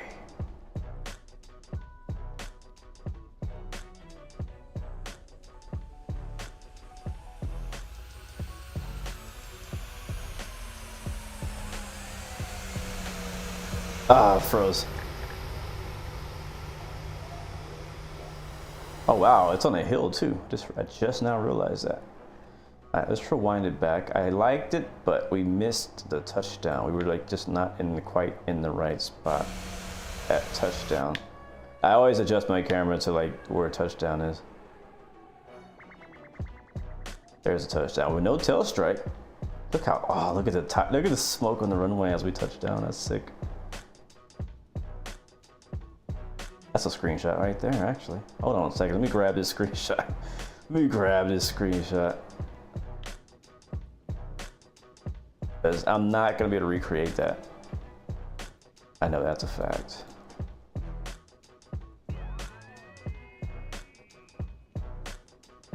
Oh, that's cool.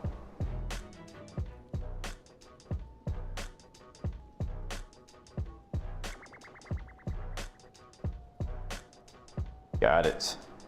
All right, we'll move back here a little bit. Didn't even realize just how much of a slope there is on the runway. All right, right there should be a good shot. Oh yeah, that's sick. That's freaking sick. All right, let's rewind it and play.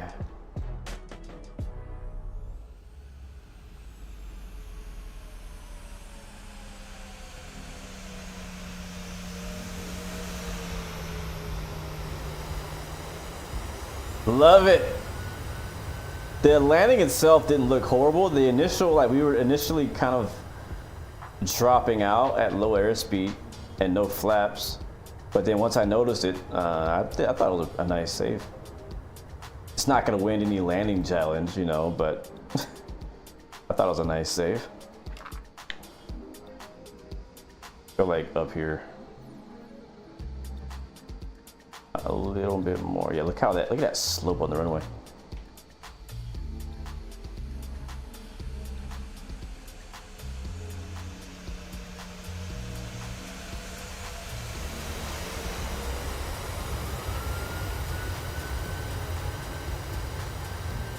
There it is. All right, well guys, it's so good to have you guys with us today. I really do want you guys to know that I appreciate every single one of you, and I want you to go into the chat and just let me know where you are watching from, so I can give you a quick shout out before we bounce out of here. Thank you guys so much for flying along with us in the Mercedes-AMG Petronas 737-800 BBJ2 business variant, flying to the British Grand Prix for the 11th part of the Moser Racing F1 World Tour. Again, if you're new to the whole F1 World Tour idea, just go back and check out a few of the past videos. There's 10 of them now. This is the 11th. Go back and check out the other videos. They're pretty produced, I'll say. I spend a lot of time on the F1 videos, so definitely go back and check them. I got a whole playlist for them on my channel. Some of them long haul, some of them in X-Plane, some of them in Microsoft Flight Sim. The last video before this was flying in the Cessna Longitude for, I think it was a 7.5 hour flight, maxing out the range on it. And I think the flight before that, what did we do before that? We flew, was it the MD-11? I can't remember, man. It goes by so fast now. All right, look at this view here.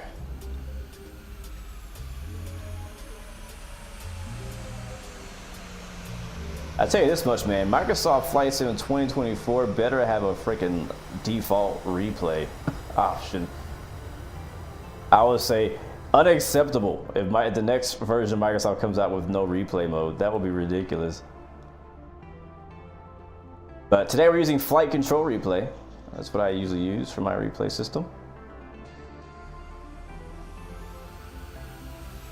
And here comes the butter. Touchdown. That looks sick, man. I love the way the background looks. I can just watch it over and over.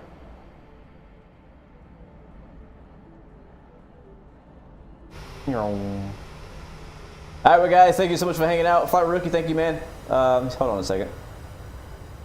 Wind this back. Rewind it down. Dump, bump, bump, bump, bump, bump, bump, bump. Lock that.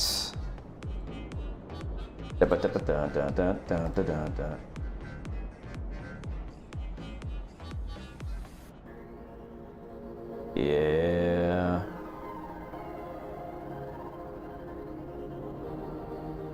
All right, Ricky again. See you, man. G3, thank you so much for hanging out. Stock Car Racing, Real Fan Ben, thank you so much. Gaming with Shay, thank you so much for killing with today. BKG Blueface, thank you so much. Perky Moose, thank you for chilling with us today. I really do appreciate it. Thank you, thank you, thank you, thank you. If you're in the United States, have a night of fun and safe July 4th. If you're in anywhere else, have an amazing day, amazing week. We'll be back later this week for some more streaming and videos, more train sim, trucking sim, DCS, all that to come. And until next time, Crab321, thank you so much. I'll see you guys next time. 3 choices: give up, give in, give it all you got. Peace, love, and God bless you. I will see you guys next time. Next video. I'm all the way out of here, baby. See ya.